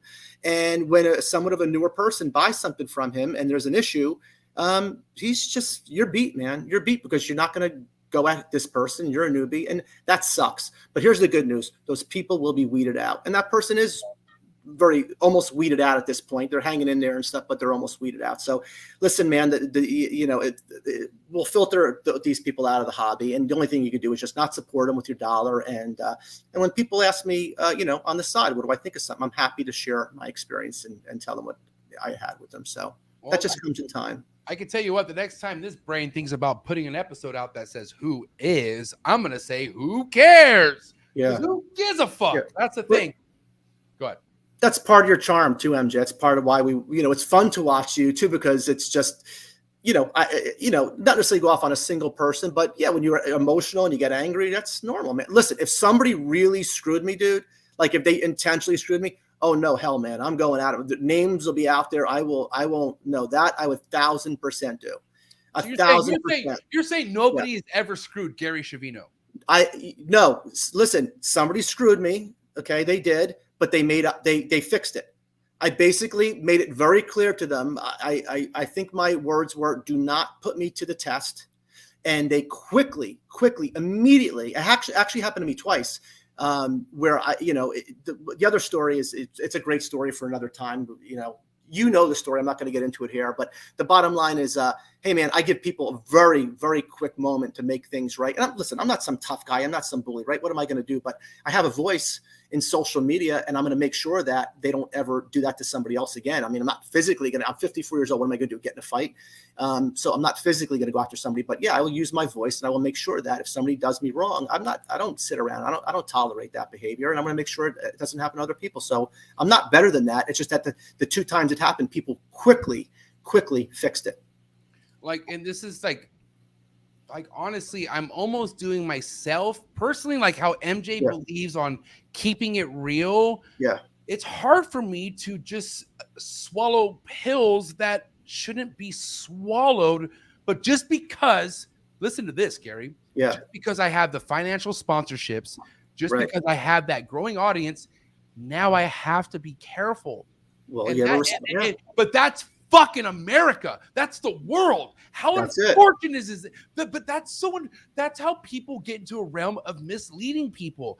I will never mislead people. I will stay positive. I understand it. But if there is something that needs to bring a light to it, I'm going to bring a light to it. I can't stand fakeness, Gary. Like it hurts.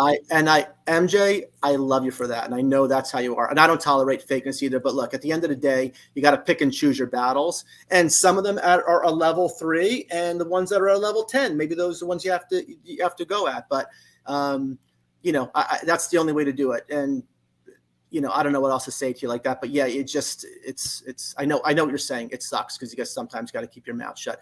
There are certain things we talked about just earlier that I kept my mouth shut on. Honestly, a couple of things you brought up, but I'm like, you know what? I'm just gonna, nothing to do with me, but some things you mentioned, I would love to, really delve into. But what am I going to tell you, man? What's crazy is like a lot of times growing up, a lot of things, like why I'm gonna be hard on myself about what comes out of my mouth is because the old MJ talked let's get deep about this. I used to talk really disrespectful to my sisters. Mm-hmm. Like I love my sisters now, but when I was a kid, like MJ was just fucking little king of the world MJ. You know what I mean? And I didn't know how much power my mouth had. You know what I mean? But I used it very recklessly at a point where I know I say things that I don't mean. But talking about nowadays, 9.5 of the things that I say on this show, I fucking mean to heart. Yeah. This isn't an angry child not getting his way. Like this is MJ talking for passion. Like for instance, thank God nobody pushes me, even though I know people who do weekly water changes. Yeah. Thank God nobody pushes that to the envelope, because how are you going to argue that? You know what I mean? Right. But I have crazy passion because it does better for the animal. So I just know, Gary, that my passion is, to me, it's legitimate. Like what I'm saying, I feel like I could go deeper. But I'm doing what I feel I need to do to be careful for this. But mainly for my sponsors. I mean, I got the biggest names in the industry backing me up right now. How do you think it felt that I had all these people hitting them up, telling them not to support me, Gary? How do you think that fucking, I don't want to get upset, but how do you think that did to me?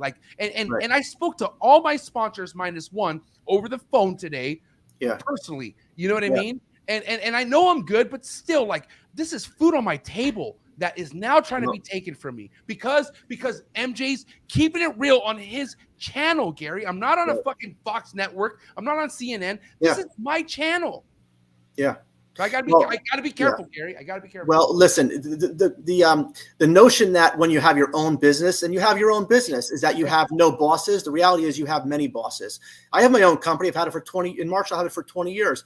People always say you're so lucky to have your own bosses. No, man, I have many bosses, and I gotta I always got to, try to, everything. It's a reflection of my clients. How I act is a reflection of my staff, and it comes down to you. But hey, listen, here's the reality of it. You can't beat yourself up.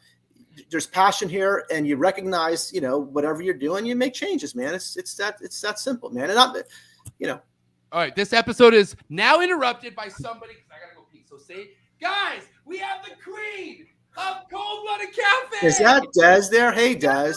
Get it, scoot up. You're here, right here. I thought that was Heidi Klum stepping in. I mean, if you like, Thanks, Gary. you look Appreciate amazing, guys. You really do. You look absolutely amazing.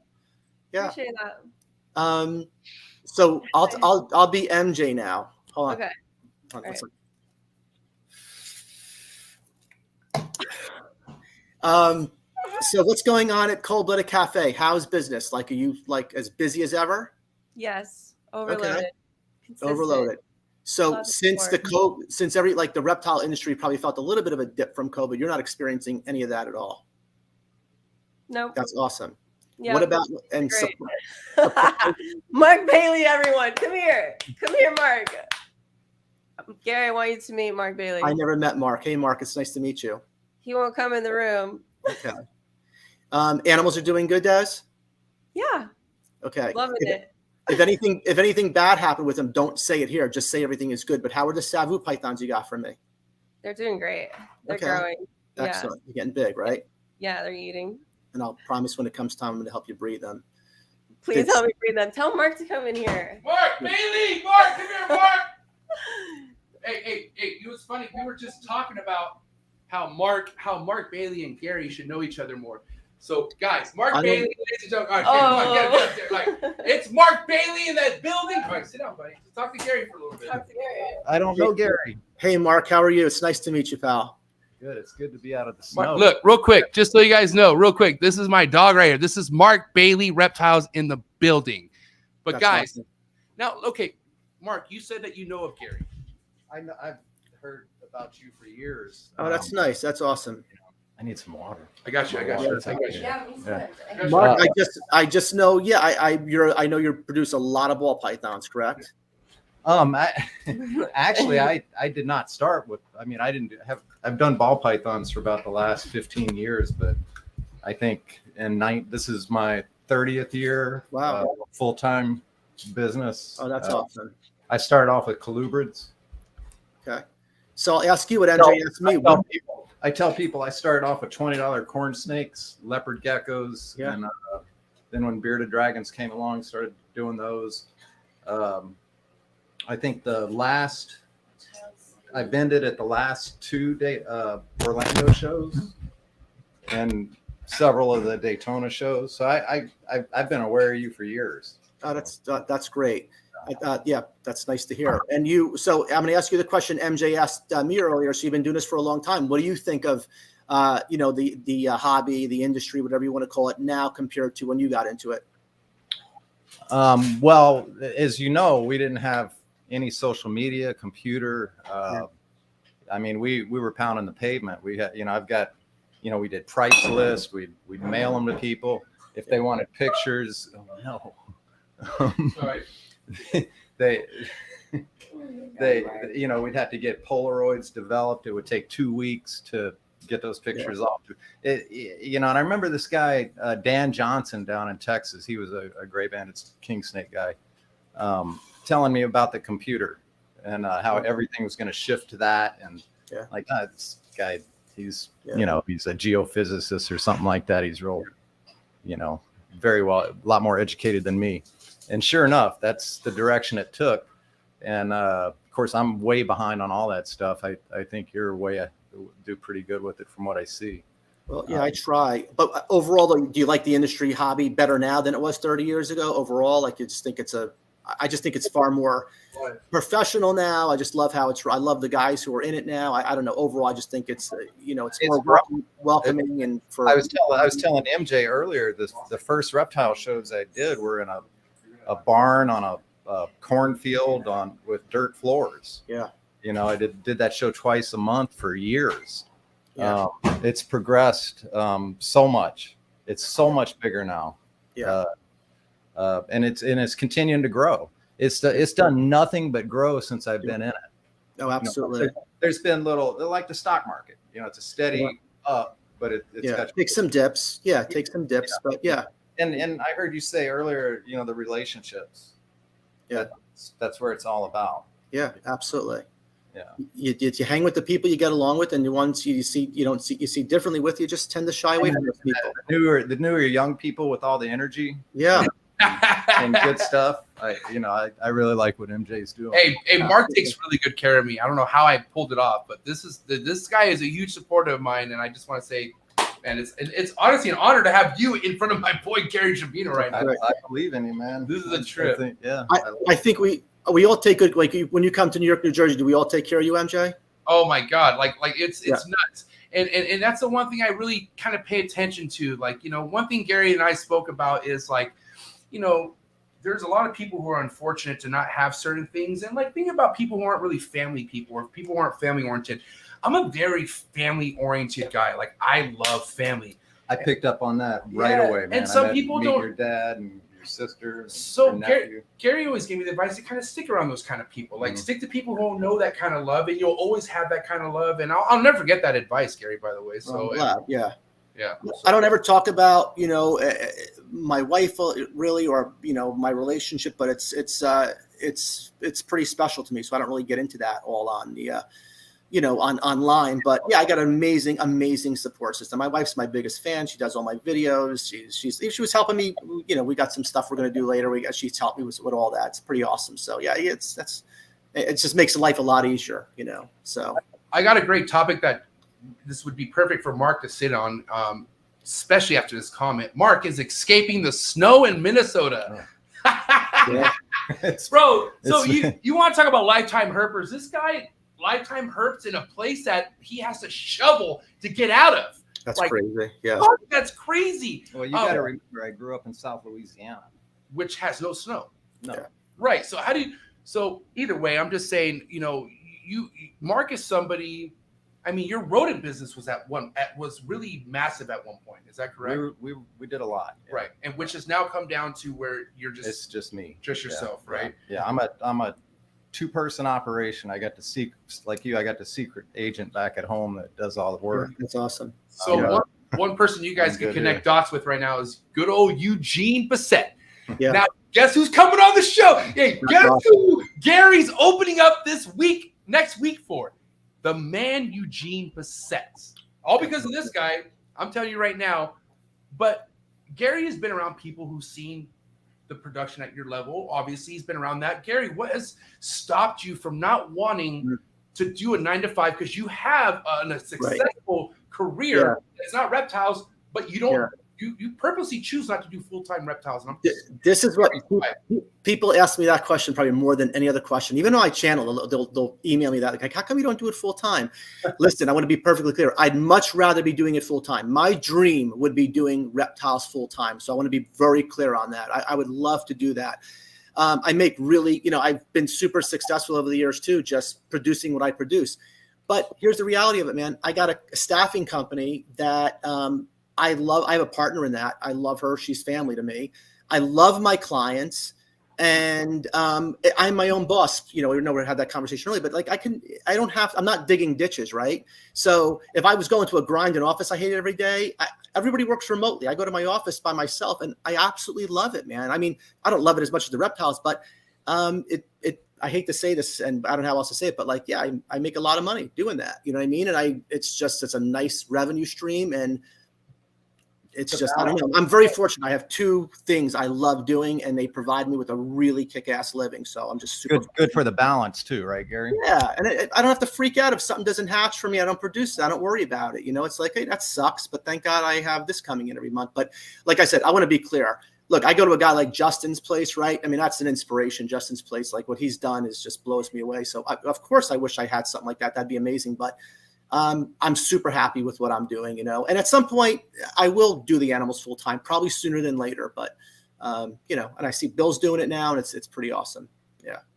Now, I mean, since we have Mark on the show right now, somebody who's no stranger to doing reptile shows. I mean, he's mainly here because he's going to the Reptile Super Show at Pomona tomorrow. You can catch Mark Bailey at the Reptile Super Show. No, he don't have a booth, but he'll be on the floor somewhere. Yeah. You can catch him. But shows to you, as far as vending, has that never been something that you've ever done? I vended shows probably 25, 30 years ago. I did tables. I was brokering animals back then. Yeah, Staten Island show, I had a little table. Hamburg show, all these little shows.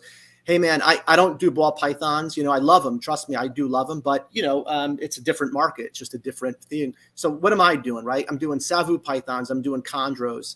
A lot of different carpets. I'm doing, you know, diamond and stuff. And my stuff, honestly, it's just, I'm super lucky. I mean, I keep saying that, but it's the truth, and don't think I don't appreciate it. But thanks to the channel and people knowing me, holy crap, my animals sell so fast as I could. You know, I would never have animals for a table. I just wouldn't, you know. So, and that's the power of YouTube and getting people to know me, right? Because I always say a lot of the reason I do YouTube is because I love it. I think it's fun. And when I was watching COVID, I just said, you know, I think I have a lot to offer. I'd love to show people green trees and emeralds and stuff. But another, you know, a practical reason for it is because as many people as know me as in this hobby right now, there are more people getting into this hobby every day that do not know me. So I want to get on their radar. And when they're looking for a carpet python, you know, especially something really nice, I want them to come to me. And if that's because of YouTube, that's fine. All right, this is going to be the last topic Mark's going to be sitting in on, because I have a whole fucking episode with him Saturday. So I'm not going to just spit in all the goddamn topics on this episode. Okay. But this is important for me because I want to hear someone who's in the ball python game, but not really in the ball python game, which is, you know, Gary's in it all, right? But me and Mark's had this conversation about the recession, right? Like, oh my God, you can't sell my snakes. For you being on the outside looking in and you have only so much ball pythons, does that affect your passion on working with ball pythons? Do you feel like is there anything going in your mind that you could be like, oh, I shouldn't be touching ball pythons right now? Like, what can we really kind of touch on as far as recession? I want to hear from you too, Mark. Man, and again, I have no dog in this fight, so this is not a marketing play, but not even a little bit, man. You know, when the stock market starts to dip a little bit, people run away from it. It should be the opposite. When the ball python market is dipping right now, all those morphs you've always really wanted but couldn't afford, well, maybe you could pick them up now on, you know, less expensive. You know, maybe the price will come down a little bit. And if I were a ball python breeder, I would probably just simply, you know, I'd probably just produce less animals this season, concentrate on my higher end stuff or the stuff I really want to focus on. I've seen 10 ball python markets come and go. It's just, it's like no different than the real estate market or anything else, man. Look, I always use this as an example. I said, if Justin Kabelka came to me 15 years ago and said, hey, I'm thinking about doing ball pythons, you know, full time, I would have said, you're crazy. You're never going to make money. So it shows you what the hell I know. They've proven themselves time and time again. They'll continue to sell. The market will continue to grow. And I wouldn't be concerned about it. You know, it's slowing down now, but what the hell isn't slowing down right now? You know, what isn't slowing down right now? So no, I'm not afraid of it at all. Yeah, I agree with everything you said, Gary. I also think too that the so-called recession, we were in quite the elevated market for a couple of years due to COVID. Yeah. I think we may never see anything like that again. So, you know, to pull back from that a little bit, I don't really consider that a recession. Yeah, I think it's back to kind of what pre-COVID was like. But and I was one of the ones, just like you, when the ball pythons started to make the scene a little bit, I was like, nobody's going to want to mess with that stuff. It's whatever. We all thought the same about ball pythons, except for a few of us. So I was slow to get into ball pythons. Yeah. But it's, you know, the colubrids, they've been up and down, you know, and I mean, you know, when I first got into it, colubrids were strong, growing, and then they took a pretty good nosedive when the ball pythons came on, just like the boas did a little bit. So it's all, you know, I'm sure the same thing works in the lizards that way. Things are going to be hot. Things are going to be 1,000%. But you have to somehow find your passion. Yeah. And go at least this is what I think, and go that direction versus trying to every week chase the hottest. Mark, that would be my advice to any new herper who's listening right now. Never chase what's hot. Everything is hot. It's so difficult to find that thing that because everything comes around. When I got, years ago, blood pythons were the hottest thing in the world. They die down, they come back. you know, I had a tough time for a friend. I was selling some albino boas this year. He had 18 babies, beautiful animals. I had a really difficult time. It took me a long time to sell them. They're a commodity animal, right? You don't have to get them from me. If you want an albino, sharp or strain albino, you can get it from anybody. And a buddy of mine said to me, Robert, Mike, MJ, who you know well, he said, you know, I love albino boas, but, you know, you had a tough time selling them. That scares me on getting them. Like, Rob, what's slow right now? 5 years from now, people are going to say, I'm not going to produce as many over the next couple of years. Suddenly they become hot again. You can't just get what you like, man. Don't worry about the trends. Everything takes care of itself. Everything eventually always sells. Yeah, and the problem is when you like everything. Well, then you got to stay focused. Yeah. Mark Bailey, ladies and gentlemen. Hey, catch him Nice Saturday. virtually meeting you, Mark. Saturday, it's Nice to going meet you, Gary. down. We'll hook Yeah. up. Thank you, Mark. I appreciate you, bro. Thank you so much. Oh my lord. What's going on? Okay. All right. Gary, thank you for that. I appreciate Yeah, no worries. you delegating that very well. Only because God, it's Mark Bailey, man. Like, you know, it's funny that we talk about how much Forrest glorified these chondro breeders that I glorify. You want to talk about how much Forrest used to talk highly of good old Mark Bailey. Like, Mark Bailey has helped Cold Blooded Cafe so crazy. I mean, Desiree will sit in right now and say the success really runs because how Mark Bailey helped them. And that is what Mark Bailey is to Cold Blooded Cafe, the whole industry, the whole legacy. It's just so rewarding to me. I kind of remember Forrest doing a video and talking about Mark specifically, how he went and spent a lot of time with him and is, you know, watching how he bred rodents and stuff. You know, I kind of remember that. So, all right. So let's get back on fucking schedule here. You know, listen, we opened up the door quite a bit on the emeralds, but you know, before we kind of get into the next door here, Gary, I do want to mention that you, for the most part, has had nothing but heartbreak as far as when it comes to you breeding emeralds. Nothing that as far as is the drastic point of adults dying, but you got slugs from your most possible litter was all slugs. Is that right? Yeah, she gave me 9 litter. That really sucked. Let me be honest. Because, hey, look, man, especially as I get older and I go, God, if I got a baby emerald now and it's going to take me minimally 5, probably 6 years to get her up to size. Yeah, that really hurt, man. I came down. That was my first time trying to breed them. And I saw a slug on top of the substrate. And I was thinking, oh, my God, there's probably babies underneath the substrate. No, there were 8 more slugs. That was a major heartbreak for me. That really sucked, man. That really did. And that's not even, trust me, it's not even a financial thing. I would have kept every one of those goddamn things. Trust me, I would have. So that really, that was heartbreaking, man. Yeah. It just takes so long to raise these animals. You know, like that's the cool thing about ball pythons. You could breed a female in theoretically like less than 3 years, right? Or around 3 years, I guess. I don't know, but you know, it's still not a short period of time, but compared to an arboreal, man, it's a game of patience. So, but it's never steered you away from the project. No, man, it's in my blood, man. Trust me. I would have been better off. You know, it's like being a New York Giants fan. I mean, you know, not making the playoffs this year, but I can't just because they've given me so much heartbreak. I'm never not going to be a Giants fan. You know, chondros have broken my heart more times than I care to even start to count. But no, I love it. I love them. What would I keep? I mean, you know, if it was easy, everybody would be breeding them constantly, right? They'd be available all the time. So with that being said, what's the overall goal within the next couple years for the emeralds? Well, yeah, I have for emeralds for me, I'm hoping to get babies next year, but honestly, I'll be cheating with those because I have 2 northerns. I plan to get to my buddy Keith McPeak on breeding loan. Right. That's my goal with emeralds. The rest of I have about 8 or 9 emeralds right now I'm raising up. I have a female basin on loan with Marshall. She's older, so I don't have a lot of hope with her, but if anybody could do it, I know Marshall can, but no pressure, Marshall. That's it for me with emeralds. If you ask me my goal this year, man, I want to hit on Sanzinia really bad this year. That's my goal. I have 2 adult females. They're ready to go, Easterns.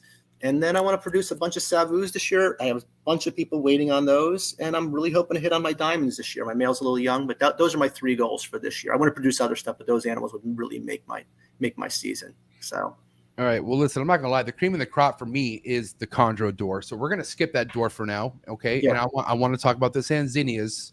Yeah. How did Gary get fortunate enough to get the Sanzinias that he has? Like, how did you delegate that? Where they come from? And what have you done to make sure that they stay established? Sanzinia, man, I'll tell you, they really they were just tough to get, man, for so many reasons. And thank God there are guys out there. Paul Mitzelfeld comes to mind. Like guys like Paul just really working with them and making sure they stay on the map. Hey man, again, like I said, it's relationships, and I got the first greens. I'm trying to remember, MJ, how I even got them from Doug Taylor out in Seattle. Doug was great, just because I'm an old school chondro guy, and he knew I wanted them, and he was kind enough that when he had them, he contacted me, and I got a pair. Another gentleman was selling. He actually collects, I think it was bourbon. He was big into high-end bourbons, and he decided to get out of snakes to get into his bourbon collection. So great guy, and I was fortunate to get that pair. And then the last female I picked up 2 years ago was because the gentleman who I sold babies to about 12 years ago raised them up and bred them, and this is one of those babies. So I love those animals, and trust me, I have 2.3 of them, and that's why I feel the pressure, man. I got to do something with them. I got these animals. I don't want to just look at them. I want to make sure, and trust me, I want to breed them. I'm not satisfied by just having the animals. So I want to breed those damn things. Yeah, I love them. It's funny you say that, because I'm like, same way, right, with me and the emeralds, and until my fucking goddamn star players are in the goddamn incubator now, and now I'm just like, I just want them to be here again. All I want them is to be back into the enclosure. I just want my boys back. I want my girls to be here. Yeah. It's almost to where, like, I understand why some people would just say, I don't want to breed. I'm good, Yeah. But I mean, it's just all about learning. Like it's risk. It's a lot of risks that you take, right? I would say 1,000%, man. You can keep an animal. Look, there's no rhyme or reason to it. I got a female in the other room who's going to be 20 years old this year. Right, I bred her 3 or 4 times. She just bounces back, man. She's a rock star. I have other animals. I'm telling you, man. They hit 7-8 years. That seems to be my threshold with chondros. After I breed about 7-8 years, man, I wind up losing animals. Not always with respiratory infections. The last 2 animals I lost, one was from cancer, had a big tumor in it, and the other one was an import. I had it for 8-9 years, and it was an import, and suddenly it just crashed and burned on me. But like I said, man, there's no rhyme or reason to it. But what am I going to do? I love the animals. I love chondros. Trust me. I mean, I don't talk about it as much because I have so many other projects. But at the end of it, man, the chondros they do it for me. So if it's one person to always stay on my bumper and let me know that I got something that they don't, that's this girl right here, fucking Desiree. I'm just saying, RepTech stays on top of keeping the most rarest and the sickest in the collection. So, you guys, I don't know what your Sanzinia count is, but you have the oranges and the green. You have both, though. You have no more oranges. Okay. So for anybody out there who could be as lucky as Des to come across some Sanzinias, let's talk about some straightforward husbandry that you feel is best for these snakes. Man, I keep them like any other Boyd, right? I mean, I'm a hot spot, 83, 84 degrees. I keep them on cocoa chip just to help keep some humidity in there. I don't think they're difficult to keep at all. They're arboreal as babies. They're more terrestrial as adults. As far as breeding, last year was my first year. I had a female, and I could have swore I saw her ovulate, but apparently she didn't. I would have gotten, if she ovulated, I would have gotten slugs at least. But you got to get them cold, man. The Easterns, you got to get cold. And again, a lot of this stuff I contribute back. I'm going to mention Paul Mitzelfeld, who helped me out a lot. Keith McPeak, of course. These guys have done it successfully for a long time. Just got to get them cold. And that's scary, right? You got to get these animals chilling, man. You got to get them really cold. And but as far as keeping them in husbandry, man, they're not difficult to keep. They're quite easy to keep. I think I tell people it actually takes work to kill them, man. Honestly, if you want a high maintenance animal, you got to be detailed. That's when you're going into your emeralds and your chondros. But other than that, man, I mean, I think everything else is just far less difficult to maintain. No, it's feeding a Sanzinia compared to something like an emerald. Like for instance, like I know God, Steven's not here, right? But God bless Steven, who told me, don't be scared to feed that thing what it should be eating. If it can hold it down, it can hold it down. Yeah. Is that the same thing with the Sanzinia? Can they handle big meals, or you got to be careful with them? No, you don't have to be careful with them. Sanzinia babies eat. I've had plenty. I've never produced them, but I've had a lot of baby Sanzinia. I used to buy litters, before they were as hard to get as they are now. Man, they come out biting. They're snappy little babies, man. They have super aggressive, and you get them on live hopper mice, and they'll take off for you right away. No, they can handle a large meal. In fact, I started upping the size of the meal on some of my Sanzinia. They actually can. They're prone to obesity. I think that pinhole. I always remember that one picture in one of the books about them having a pinhead syndrome, where they just grow so fast their head doesn't grow as quickly. I don't know if that's accurate or not, but no, man, they eat. They're not like emeralds. Baby emeralds could really put you through your paces trying to get them to feed. And then after you get them to feed, they can be difficult to get to feed consistently. You got to screw around with them. I think personally, I guess because I've had so many of them, to me, baby chondros, I can get quicker than baby emeralds any day of the week feeding, honestly. That's my strength in life. Getting baby chondros to eat is my strength in life. That's what I'm good at. But I mean, okay, what's the big difference though? I mean, I feel like a hot meal is the ideal thing for any neonate. But it helps. Yeah, it helps, man. MJ, we can go through the whole checklist, right? Try it live, then frozen thawed, scenting, try it all. It's just patience. And the reality is, wait. Is it cold-blooded cafe though? Are you trying cold-blooded cafe? Of course I'm trying. 1,000%. Normally every snake eats cold-blooded cafe. You know Absolutely. what I mean? That's what you got to start with. You got to call Des first. Okay. Desiree's gonna hang out with my hot wife. Bye, Des. Watching you live. She's watching live Okay. and she's tapping in right now. Cold-blooded cafe queen in the Awesome. building. I love it. But I mean, I guess there's a whole checklist, right? But I'm just curious because somebody who told me emeralds is the hardest thing you could try to work with is Northerns. Northerns, right? I think Northerns. Yeah, I agree with that. Yeah. Northern. I think it goes in the order of the most difficult as far as keeping of those animals, as far as prone to issues. I would say Northern emeralds first, then chondros, then basins. Basins are definitely. When I say the word easy, I don't mean literally easy, but probably the least. If you're an experienced arboreal keeper, I think you would. I think basin emeralds are the least challenging of those three. Still challenging, present their own set of challenges, but of those three species. If you're not an arboreal keeper, you're getting into them. You're gonna have some a learning curve on all three of those animals without a doubt. So with that being said, I don't know. Before we get into the next door here, I mean, if we could kind of relate the Sanzinian emeralds as far as when Gary looks at a neonate and says, "Okay, this snake is ready for the next size meal." How does Gary determine that? For chondros, man, I mean, they No, wait, we're not doing chondro. We're keeping it. Well, I'm keeping this around emeralds right now. Yeah. Oh, on emeralds. I've raised a lot of baby emeralds. I always err on the side of probably going too small. And then my friend Keith McPeak comes over and goes, "Dude, they should he said to me, that's probably animals should be bigger, bump up the meal size." Right. I go more by age. There's again, man, I'm sorry. I know I want to answer your question, but there's so many factors involved, right? I mean, some of them, it goes by defecation too, MJ, right? I mean, if an animal, sometimes they burn through food every week, man. They'll defecate, and some of them just suck, man. They go 3 weeks. So the 3 weekers are going to grow slower. I'm not going to push them as much. The ones that are defecating regularly, I'm going to push them sooner. I'm going to bump them from a pinky to a fuzzy to a hopper to a small mouse a lot quicker, and yeah, they're all so different, man. I mean, listen, at the end of the day, like bringing back Andrew, right? Like Andrew has been through the ringer with emeralds. I would say he's had the shit end of the stick with emeralds, but he wants to come back. But the emeralds I was able to inquire of Andrew were beautiful, right? But he fed them purposely like light meals because he was like, they throw up. But honestly, if that fucking emerald's healthy, it ain't gonna puke. I'm sorry, it's not gonna puke. I agree with you. And so, but the thing is, God bless Andrew. I see a lot of undersized emeralds and chondros, by the way, people posting. I'm like, holy crap, feed that thing, man. Yeah, right. But like, for instance, like, I'm just saying, like, people are just scared to, like, especially people who've never spent that kind of money, right? Yeah. So they're just like, I don't want to do this, right? But I just feel like there has to be something where the keeper needs to realize this thing could take a bigger meal, and you're going to be okay if you offered a bigger meal. Yeah. You know what I mean? You're just going to you're going to get to a point where you're going to feed it something. It's like, holy crap, this barely put a bulge in this animal, and you're just going to move it up. Look, the cool thing that I have going for me too is I've been doing this for a long time. And just because of that reason alone, I'm so much calmer now. When I get a clutch of chondros, dude, I see how you stress out with your babies, and that's cool. That's what you're supposed to do. No, man, that's normal. I'm not saying anything negative about that. Let's open up the door, the chondro door. Here we go. Yeah. And this one's squeaky. This door's hinges are rusted. Yeah.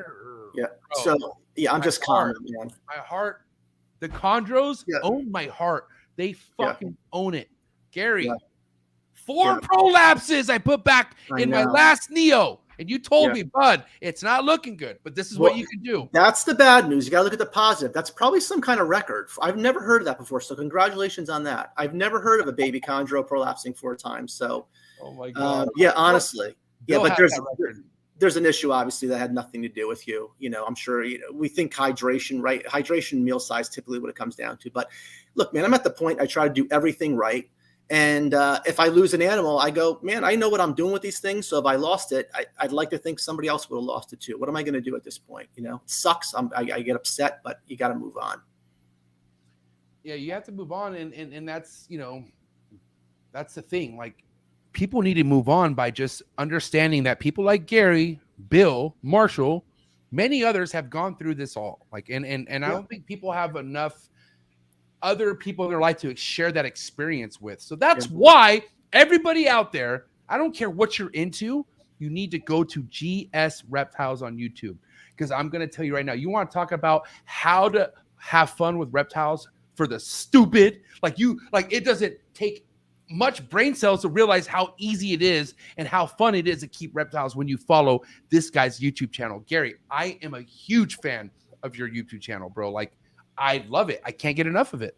Well, I appreciate that. I love making the videos, and I suck with putting them out, and I know that, and people remind me of that daily, and I'm sorry. I don't know what else to say except I'm going to get going making more videos very soon. I have a lot of stuff. Oh, don't. Okay, no. Listen, coming from, you don't want to give false promises, because people like me are going to be on your ass, Gary. No, it's the truth. No, I have stuff coming very soon. No, I promise. And people think I don't like making them. I love making them. I absolutely do. I just, you know, I love making them. It's the truth. I love the channel, and I'm super proud of that channel, and I love that people watch the videos. So it's awesome. Yeah. I love somebody like yourself who's held down a career like you have.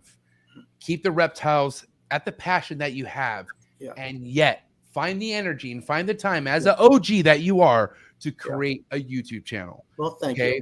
So how did you there's so many people out there who could use so many excuses not to do YouTube, but let's be honest, Gary, doing YouTube really kind of helps you. I feel like it helps me. It helps me tremendously, man. It helps me tremendously. You know, like I said, with just, you know, selling animals and turning people on to me, and just seeing me and seeing how I keep my stuff. And look, they're sending me a lot of money, man. I trust you. You're going to send me a lot of money. They're trusting me. You're trusting with your money. And I don't take that lightly. And I love that I can just open up my collection and say, hey, look, this is how I keep my stuff, man. I think based on how I keep it, I think you'll feel pretty confident, you know, getting an animal from me. And it's just pictures worth 1,000 words, a video is worth 1,000,000 words.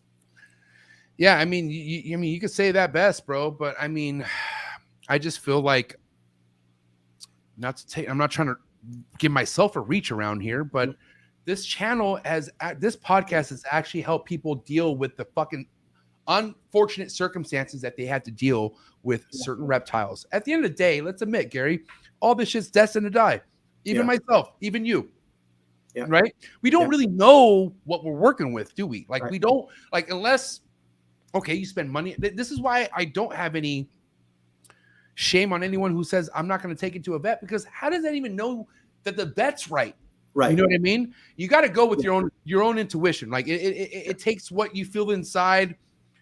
But I don't know. I mean, I just feel like taking when you're able to take your licks, like when you're able to be at your lowest point, like, you know, how many people have you known where crash after crash after crash after crash, Gary?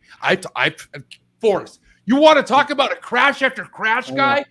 Forrest and Desiree. I wouldn't say Desiree. God bless her. She's fucking operation. But Forrest, he fucking goddamn, he went through some crashes, and I'm talking expensive crashes. And people not able to recover from that, bro. Do you understand how many people got out of chondros? Like, guys who are big time into it, guys I really respected, I looked up to, great guys. They're still alive and healthy and living their best lives, man. But they have nothing to do anymore with arboreal animals, nothing to do with reptiles at all. No, they could really jade you. As Rico used to say to me all the time, he goes, dude, once you hit 20 chondros, 20 arboreals, you're always going to have a problem with one. I don't care how good of a keeper you are, you're always going to have a problem once you hit that 20 animal mark. And that's pretty goddamn accurate. I will tell you that. So I definitely think I've gotten a lot better. I know I have, but I still have, you know, I have a chondro right now that's got the one I mentioned earlier, it's got a little bit of a lisp to it and that blows me up when I see that. I'm like, oh, Jesus, you know, but so far so good. We'll see what happens with it, you know. I mean, if it's one thing that kind of like made a lot of sense to me, and I don't know if you know these two, Cody and Pia Bartolini. Absolutely. Of course. I love the Bartolinis, man. You talk about passion and trying to make things to the next level. Absolutely. But I love Pia's, and they've taken the lead on the Nido stuff, man. I think that's awesome. And I actually just spoke to Cody recently. It was the first time I actually spoke with him, and what a super nice guy. When you speak to Cody, it's like, it's like, dude, I love talking to Cody because it's like I'm talking to Forrest. I don't have to say shit. 1,000%. I'm just listening. And Cody, one time Cody had a conversation about chondros, and you know, because Cody went through a terrible run with the chondros. Like he got hit with Nido, she got wiped out. It was very unfortunate. So he would just kind of tell me things to look for within a chondro. And a chondro, since now we have the chondro door open, chondros should be perched up like a fucking batch of bananas all the time. I mean, mind you, if it's building, there should be maybe some type of perch behavior. But for the most part, is he accurate with that? 100%. With a healthy animal? Yeah. Of course, just a perfect pose and a nice clear eyes. And I mean, after you do this for a while, you can look at an animal instantly, one of your own animals, and you can look and go, you don't hear the click, you don't hear any problem, but you just know something is not right. And that just comes in time. And it's super. By the way, I came home earlier. I'm getting ready to do your podcast. I'm all excited. I look at one of my beautiful basin girls, and her lips on both sides were open a little bit. And I'm like, Jesus Christ. I took her out. I don't see any signs of an RI. I just increased humidity in her enclosure, and boom, they're completely closed. So I'm going to say I dodged a bullet. But, man, you just can look at your own animals, and you know when something's not right. You know when something's not right. I know, Bill. It ruins your day. It ruins your day. Shout out to the fucking big shooter from the Midwest. Good old Bill Stiegel. Like Bill Stiegel, I love that guy, right? But Bill Stiegel, I don't know if you remember this. We were all at dinner. And guys, yes, MJ has been blessed enough to have been at a fucking dinner table with Gary Schiavino, Marshall Mendez, Bill Stiegel, more than once, mind you, right? But I can't really recall what dinner this was or what we were doing, but we were talking about how I accidentally had two females paired up as chondros, and I didn't know. One of the other females wrapped the other female, and I was like trying to rip them apart. And then it got quiet after I said that, and then Bill was like, you know, MJ, I went through the same thing, and I saw that. I turned the lights off and walked away. Oh, that's great. Yeah, I do remember that. And he came back, and they figured it out. Yeah. And maybe I caused more harm by tried, dude. There was teeth flying. It was terrible, bro. Like I thought my thing was gonna die. We all screw up our animals far more than they're capable of screwing themselves up. We just all need to learn to relax. We just need to learn to relax. But Bill, but I'm saying, Bill, are they dead? No, they're good. Yeah. And in the wild, you don't think two females or two whatever the fuck cross each other in the wild like that?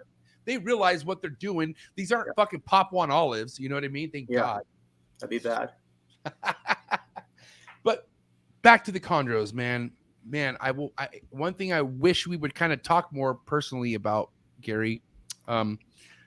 Poulture? Do you like to call them poultures? Well, it's Morelia poulture, right? It's that Birdheads Peninsula animal. So they're Mataquari is what I deal with. That's the locality I deal with. Yeah, I just love them. I've always really. And with all due respect, this is what makes me frustrated with the ball python community, because I'll buy something that's called blank, and then somebody else will come and tell me, no, this is called blank. And I'm like, dude, I'm fucking confused. So can we kind of talk about where this is going with why there would be something that you would be considered monoquary, but then Morelia poulture? I want to kind of like for people to connect the dots out there. You're really going to test me. You're going to really make me think back. So Ryan Young really helped me tremendously with this. Basically, there's 4 groups of chondro, right? So you got your Morelia poulture, you got your Morelia viridis, you got your Morelia meridis. I think it's like where's Patrick when I need him? And the 4th one is the Biak animals. The Azori is the Biak animals. But so that's really the scientific classification, right? They're basically saying they're all different animals. So people like Nick Mutton have been saying that for a year. You know, we call them all the same green tree pythons, but they're all very different. I'm not sure I subscribe to that. I'll be honest with you. These guys are smarter than me. I don't know if I subscribe to that. It's just that I call them poulture because. So why do I do that? Well, I have chondros in my collection. I used to call RFAC locality, and I was told that there's no such thing as RFAC locality, and they're all really Morelia poulture. They're all Manaquari. So to make everybody happy, some people still want to call them RFAC. I just say poulture. I'm not that passionate about it.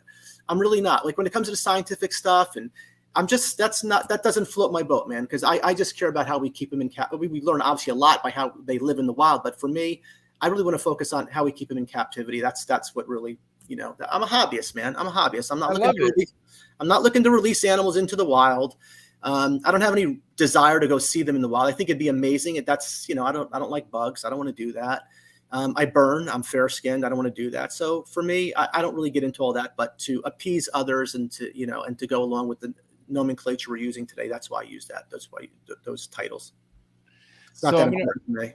I mentioned this person to you before, and you're like, oh, that's who that is. And we kind of talked about it, but I never actually told you who this person is to me. And we're going to talk about this right now. Okay. Shout out to my buddy Juan from Life's Rad Chondros. Yeah. Let me tell you, my buddy Juan, ever since I've known this guy since I was a fucking kid in Pop Warner football, I wanted to be this guy's best friend. Like, he was just like the coolest guy I knew. Awesome. On just a like a net, like he didn't do anything spectacular. Like I do things extra. I feel like just because You're of my extra. personality. Yeah, I'm you're extra. Yeah, it's not a bad thing. Juan is the most laid back, non-extra guy that makes you want to be friends with him so bad. So I've always wanted to like, and Juan's always, me and him, we've been boys throughout since fucking That's like great. we were kids, right?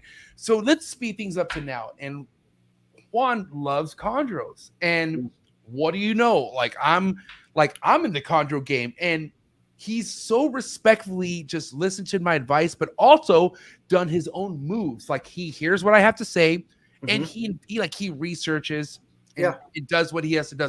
And dude, is he not proud of the shit that he has from you, bro? Yeah. That's great. Yeah. So Juan, I don't know Juan personally, but I know he bought an animal from me.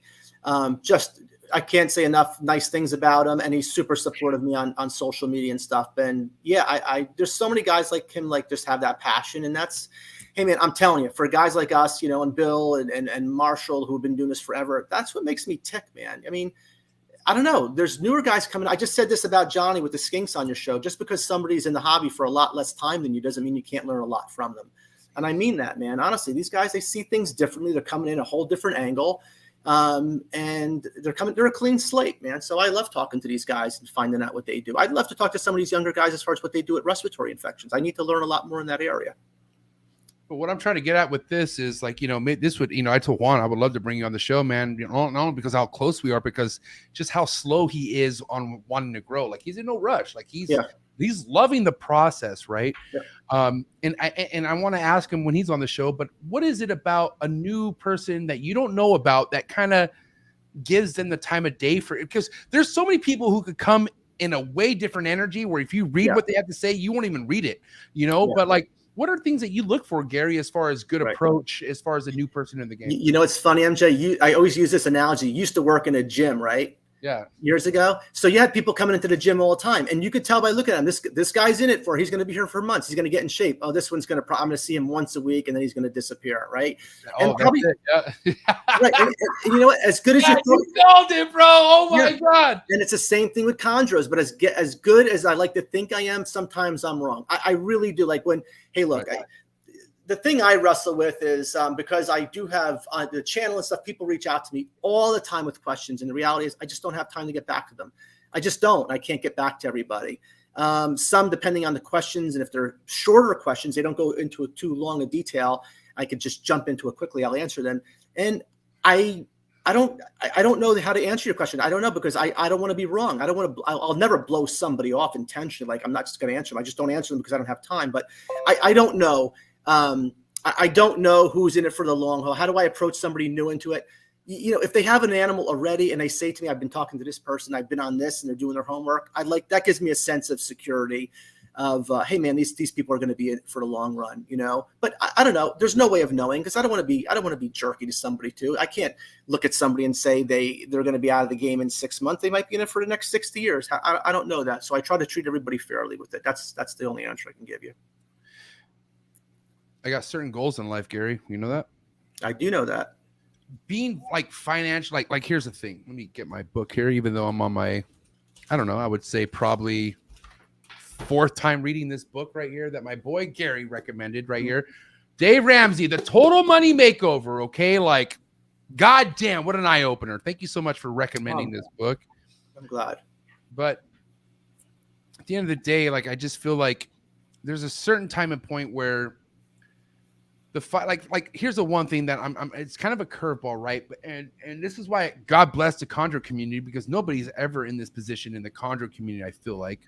But like the money you make off of reptiles, like no matter how profitable it is there a certain amount of that money that you shouldn't be just putting back in the reptiles? You should putting elsewhere. Like what is us? No matter what you do overall, no matter how the money comes in through the reptile game, how should we delegate our reptile money?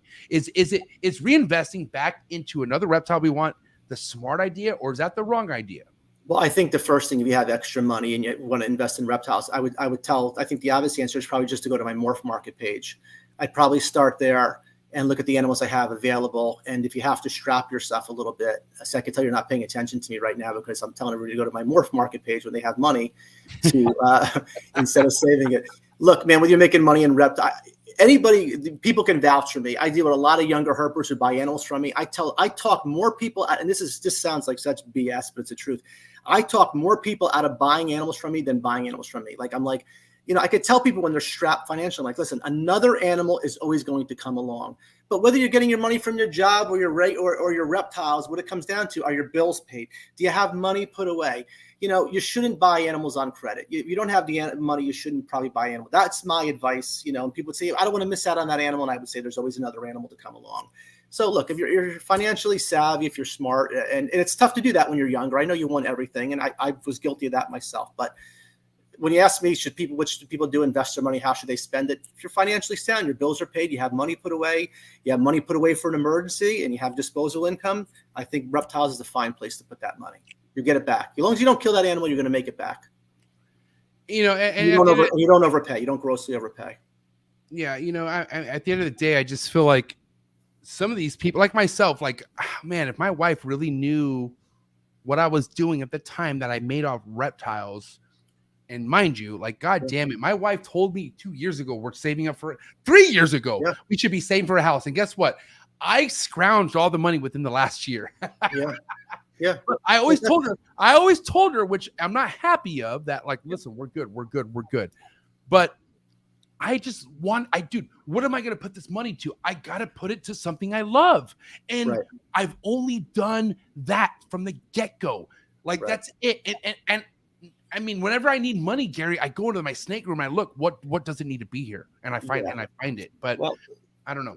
Listen, what you're learning, I don't want to sound like the old guy preaching everybody, but the secret to life, I always think, is one of them is moderation, man. You spend money on your snakes, but you put money away. You pay yourself first, you put money away, and you buy animals after your bills are paid. Yeah, you got a lot of responsibilities coming up now. Your life is changing. Don't get nervous. That's very normal. And the animals will always be there. And you're no different than anybody else, man. Trust me. I always want one. Believe me, I do. So it's just about, discipline and moderation, man. Now, listen, we have a wrap up door before we get into anything else we need to close with. The diamond pythons. Well, I mean, hold on. We have a mini door after the diamonds because it's the children's I want to talk about too. Okay. But the diamonds, here's the thing. Shout out to the carpets. I'm not going to fucking sit here and say that carpets are slept on, but Riley Jimison, he's in the fucking house. Yeah. You need to buy more carpets. Carpets are definitely an unsung hero in the hobby, okay?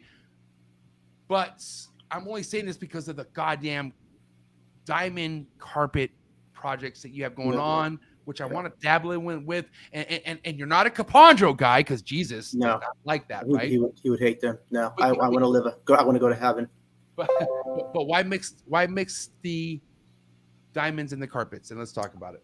That's the one thing I should have told you before the podcast. I don't want to talk about that, MJ. I'm totally kidding. And by the way, I love Riley. And when I made a jungle carpet video, he was a big help in helping me differentiate between the lines and stuff. So, hey, shout out to Riley Jimison. Yeah, that's my boy. Hardcore carpet guy. Really knows his stuff, man. I love what he's doing with the papuans as well. So your question was, what don't I with the hybridization? Is that what you were asking me? Well, I mean, for instance, you're not a Capondro guy, and I feel like that could be a round 2 episode, right? But but why diamonds and carpets? Why? So look, I work with the gamma. First off, with the whole Carpondro thing, I don't necessarily hate Carpondros. I really don't like them. I'll be honest with you. I don't like them because I don't like how they look, but it's not like I have anything majorly against them. So I breed all the Jag stuff, right? And I like the Jag stuff, and I like infusing the diamond blood into the Jag stuff. I just think it makes prettier animals. And let's not forget that diamonds and carpets are a natural intergrade in the wild. I forget where it is. I think it's the Riley can help me with this. Morelia, metacaphi with the coastals. I know it's the coastal carpets that naturally integrate with diamond python. So that's what I have going for me. And that's going to be the excuse I use. They naturally occur. They naturally hybridize in the wild, and the coastal carpets and the diamond python. So that's why I do it. But the reality is I don't care if people make carpondras. Like I said, I just don't like them. Every once in a while I'll see one, but I just have never seen one that blew me away, you know? I have a friend you should meet. Have you ever met Tony Jerome? I like Tony. Yes, I see him. I fucking love Tony. Tony, if you're hearing this, I always run into Tony at Texas with his fucking awesome wife. And he goes, hey, MJ, when are you going to have me on your show? And I'm like, I need to have Gary on first, man. Yeah. I always just make a sign of the cross when I see Tony's post. I pray for him when I see him making the carpondros, and God bless him. I'm sure he's actually a really nice person. We just don't see eye to eye on that. So listen, Bill has carpondros too. People love to tell me they have carpondros. People love to email me and ask me about carpondros. Let's not take this away from anybody, not even you, Riley, but respect, Riley. I haven't been to your house yet, so I can't really say too much. But I got to say right now, after visiting Gary Schiavino's house, some of the nicest fucking jungle carpets I've ever seen that you were calling Gamma Line. Well, those are the Jaguars, right? It's the Gamma Line, right? Jaguars. Sorry, Jaguars. The Jaguar stuff. Yeah, so that line was started by, I believe, you guys will keep me honest out there, I think John Battaglia coined that name Gamma Line. And then I don't know if John's still in the project or not, but I know Bill Spegel did a lot with that stuff too. But the guy who's really keeping at the forefront now is a guy like Martin Roseman, who I love Martin. He's a good friend. And I just love making the brightest, sickest stuff I could make with the Jaguars. They're just awesome animals. I mean, I just love that stuff. With the diamonds, I plan to keep that stuff pure as far as, not with the jungle carpets. I plan to breed pure diamonds. And I'll tell you, you asked me heartbreak before. That was another big heartbreak. I had a fully striped diamond python about 4 years ago. Quite a unique animal. And Nick Mutton confirmed that was a kind of a one-of-a-kind animal, first stripe he had ever seen. And guys like Josh Easter confirmed that. And she laid 1 or 2 eggs, and then she died egg-bound, man. So that really sucked as well. But that was my first time ever trying to breed diamonds. So, but hope to hit them this year. I mean, we haven't really talked much about egg-bound type of situations, but how many times have you had females that were like egg-bound? Had it twice now, both time with unfavorable results. If it was going to happen again, I could just tell people out there, if you try bringing it to a vet and they're going to give it oxytocin, it's really meant for mammals. I heard it works on turtles. It doesn't really work. And it's just, I would leave the animal alone and let her pass the eggs on. As long as she's egg bound, she looks like she's suffering. Well, you're going to require a vet visit. You could try soaking. I haven't had a lot of luck with soaking. Kevin McCurley showed a pretty unique process where he would take a probe and insert it into the animal's cloaca and try to work around. He was able to successfully remove eggs that way. So in a best case scenario, she's going to pass them by herself. In a worst case scenario, you're going to have to take the animal to a vet. It's going to require surgery. And in many cases, it's going to destroy, the animal. She's not going to be able to produce anymore. So egg bound, it just goes one way or the other, man. There's very little gray area with that. They either pass them or they don't, man. Very little gray area. I mean, and this is kind of jumping off doors here, but shout to my boy Alan from Amazing Basins. Okay. Oh yeah, love it. I say I love these guys, but I love all these guys. I love Alan. Yeah, Alan's my he's my road dog. He's on a Gary Schiavino type department level with me. Okay. Yeah. But this guy has lost more fucking basin females. I mean, so is Sock, and that's why I love Socrates. Shout out to Socrates, another guy. But it's terrible to see a female go to that extent of having fucking ready to go fucking snakes that just don't come out. I know. And is it hydration? Like, what is it? What can we do to avoid it? Yeah, I don't. With when it comes to being egg bound, sometimes it's as simple as an egg getting twisted in the oviduct, right, and getting twisted and preventing all the other eggs from coming out. It's such a thin membrane; it's easy for an egg to get twisted. But look, man. So what does this really come down to? All these things lead back to one thing, and it's a numbers game, man. If you have one pair of chondros or one pair of basins, hey, look, people have had luck with it. That's great. But the reality is you need to have numbers with these animals because there's a better than 50% chance that by the time you get from a baby to a 6-year-old adult that you might lose that animal. I say 50%. I don't know. Maybe there's a survival rate of 60%, 65%, but it's not higher than that. So you got to have, I have I have like 3, 4, 5. I have six basin females right now, hoping that, God, if I can get 4 of them to go for me at some point, if I lost 2, like I don't plan to lose these animals. I take very good care of them, but I'm just playing the odds. I'm trying to be realistic. I mean, look how many basins guys like Ed have and Steve Volk have. I mean, I respect the hell out of both these guys, and they definitely produce a lot of animals, but I would think they would both tell you it's not as many as they probably thought they would produce. But hey, man, if they were easy, everybody would be doing it.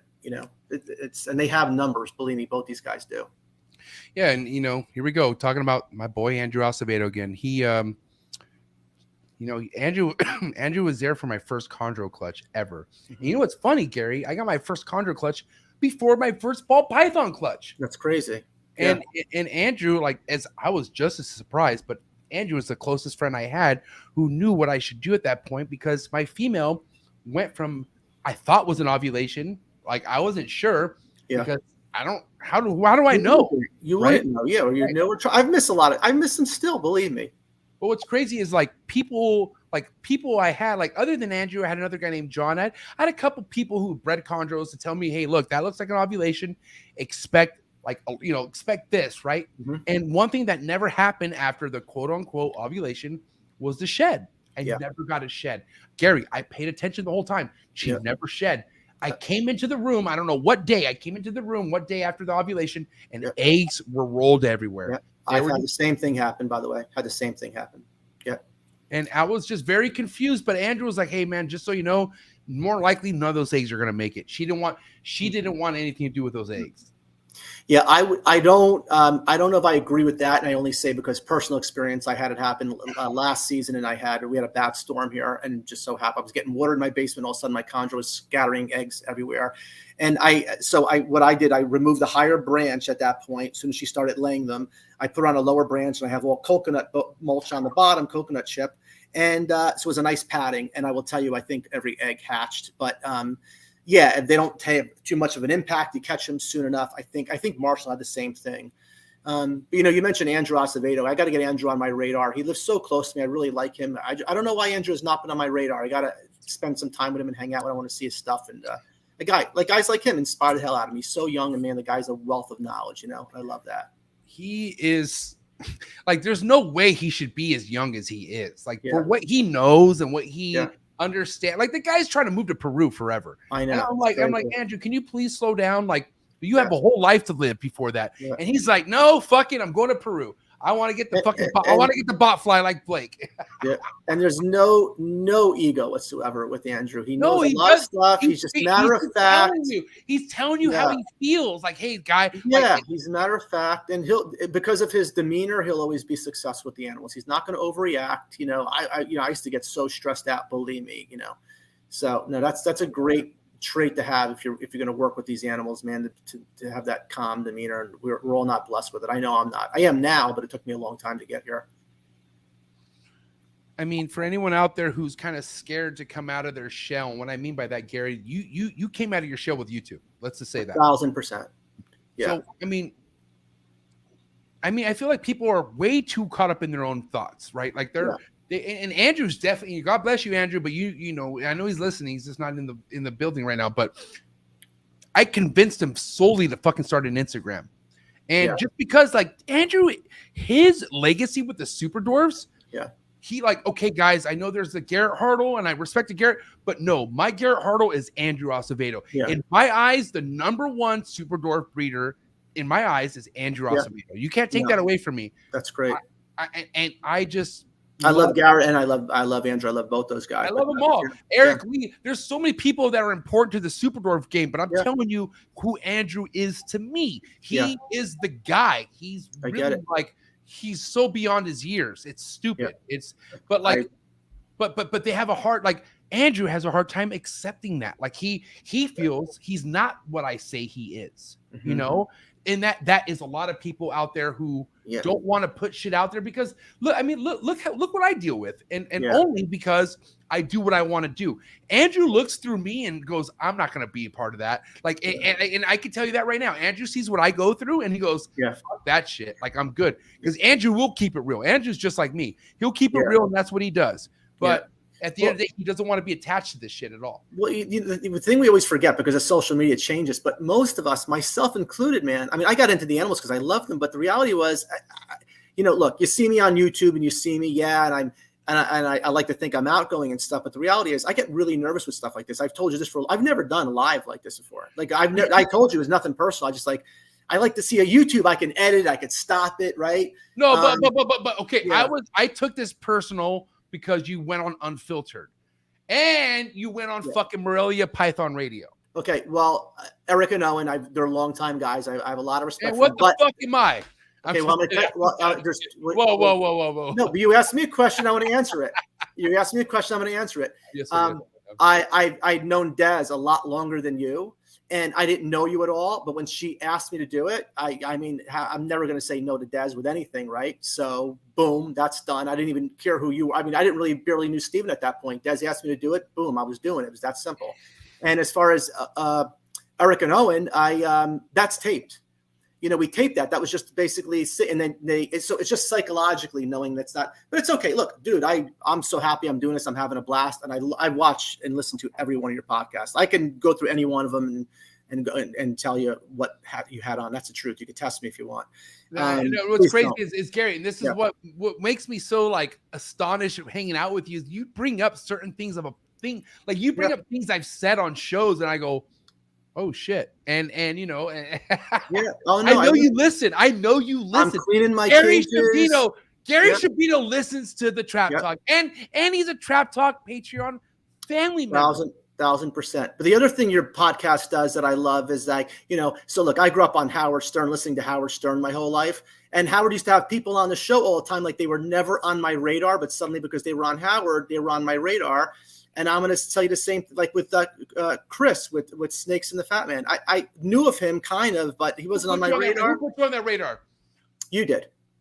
And 1000%. Let me tell you what about Chris Eaton, okay? Yeah. This guy, I'm so glad I got on his radar. Yeah. Because I got to tell you right now, when I started this, I had no idea that there was already a fucking Snakes and the Fat Man. Right. And he's had some legendary people on the show. Yeah. And Chris is not here to benefit your fake fantasies of wanting to keep reptiles. Right. And that's why I love Chris. Like, honestly, dude, Chris is the Howard Stern. I laugh so hard.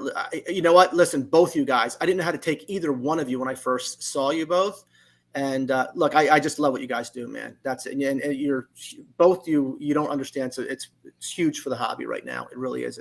I think it's the great thing for the hobby, bringing people together. And it's a focal point, And we were talking about earlier how somebody like Patrick Holmes, who like stays friends with me, I do want to make a public apology to a Chris Eaton, not to a Chris Eaton, but to Chris Eaton. Yeah. Because Chris he stuck his neck out for me.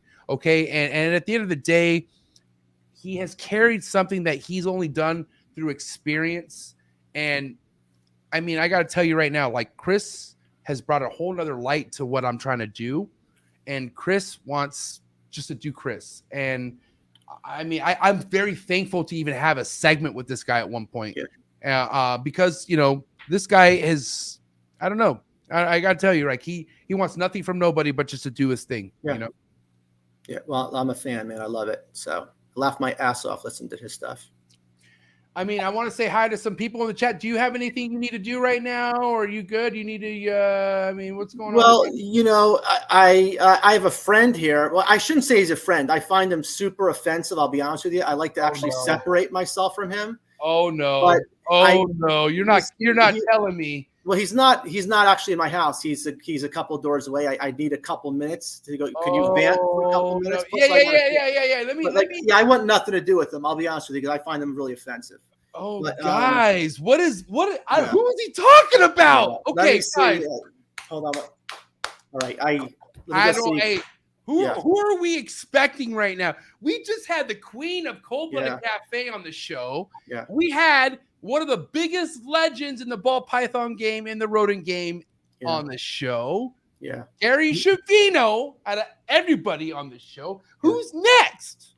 If you want me to get the mice, man, I'll get him. But I'm warning you, I'm very uncomfortable around him. He's obnoxious. Mice he's man! obnoxious. He's off color. He's Bro. off color. Yeah, I don't contone him. Let me go see if I can find him.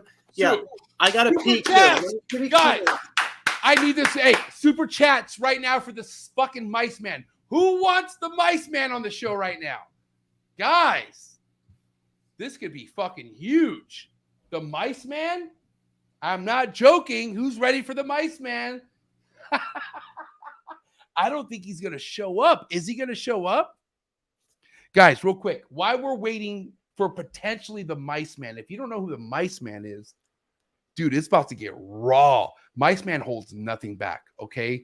So I hope you guys are ready for this. But more importantly, I got to tell you right now, if you guys are enjoying this episode, if you're enjoying everything that's happening, share this. Tell everybody to subscribe to the Trap Talk podcast. Cancel culture is coming at me fully right now, okay? So guys, listen to your boy MJ. If you fuck with the podcast, if you fuck with any sponsor who fucks with this podcast, if you fuck with my boy Gary Schiavino, if you fuck with the queen of Cold Blooded Cafe, if you fuck with Mark Bailey, if you fuck with Miguel Garcia, if you fuck with any of those people, share this episode and tell people to go subscribe to the Trap Talk podcast. Don't let this cancel culture try to make motherfuckers unsubscribe to this channel. Let's fucking give it back to them. That's all I'm asking. Guys, this has been an amazing show. I mean, Mice Man's about to pull up. So do me a favor, share tonight's episode on your stories. Tell people, subscribe to the Trap Talk podcast because it is the coolest reptile podcast in the world. The most relevant podcast in the world. Let's be honest about this. Who the fuck brings more relevant shit about the industry to this channel more than me? I did not mean to hit my own table like that. I'm so sorry. Share. Don't. Hey, listen, it takes somebody to be canceled to want to be canceled. I ain't trying to cancel myself, but the fact that I see a lot of people unsubscribing to my channel, I need the people who are staying loyal to this channel to fucking help your boy out right now. If you're really down to try to help MJ, sharing your fucking story right now, subscribe to the Trap Talk podcast. I would love it. That's it. Mice Man. Guys, is Mice Man really going to come right now? This is going to be fucking nuts. Mice Man. What sucks is I can't even give you I can't give you a heads up about Mice Man if you don't know about Mice Man, because there's not enough time. He might be pulling up right now. But listen, I think Panda, aka Panda Fana, is in the building. Holy shit! Ladies and gentlemen, I give you the one, the only Mice Man. Who the hell are you? Hello. Oh, who the hell are you? Hey, what's up, Gary? What would it be possible to get a dice on with a trap few minutes? Like, how you doing?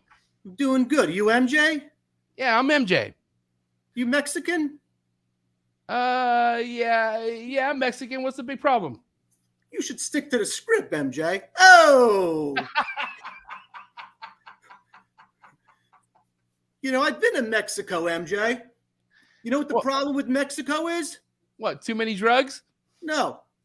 Too many Mexicans. Oh! All right, listen. All right, let's get together here, Mice, okay? What do you think of bioactive setups for chondros? And do not go non-mice on us. Tell us, please. Mice Man don't like them because once I was banging this chick with a bioactive setup. I pulled springtails out of my ass for like 3 weeks. Oh! I'm over here now.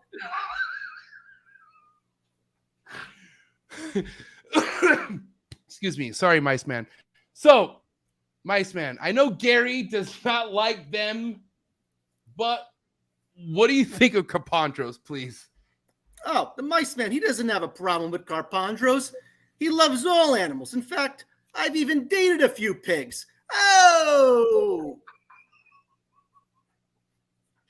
Very beautiful answer. You know, my next question here, Mice Man, would you ever keep a venomous reptile? Oh, venomous reptiles? No, the Dice Man, they're too much work. Let me tell you something. One time I was dating this chick for about a year and she got bit by my gaboon viper. She starts crying hysterically. I'm going to die, she says. I says, honey, why are you crying? I'm the one who's got to find a new girlfriend. Oh!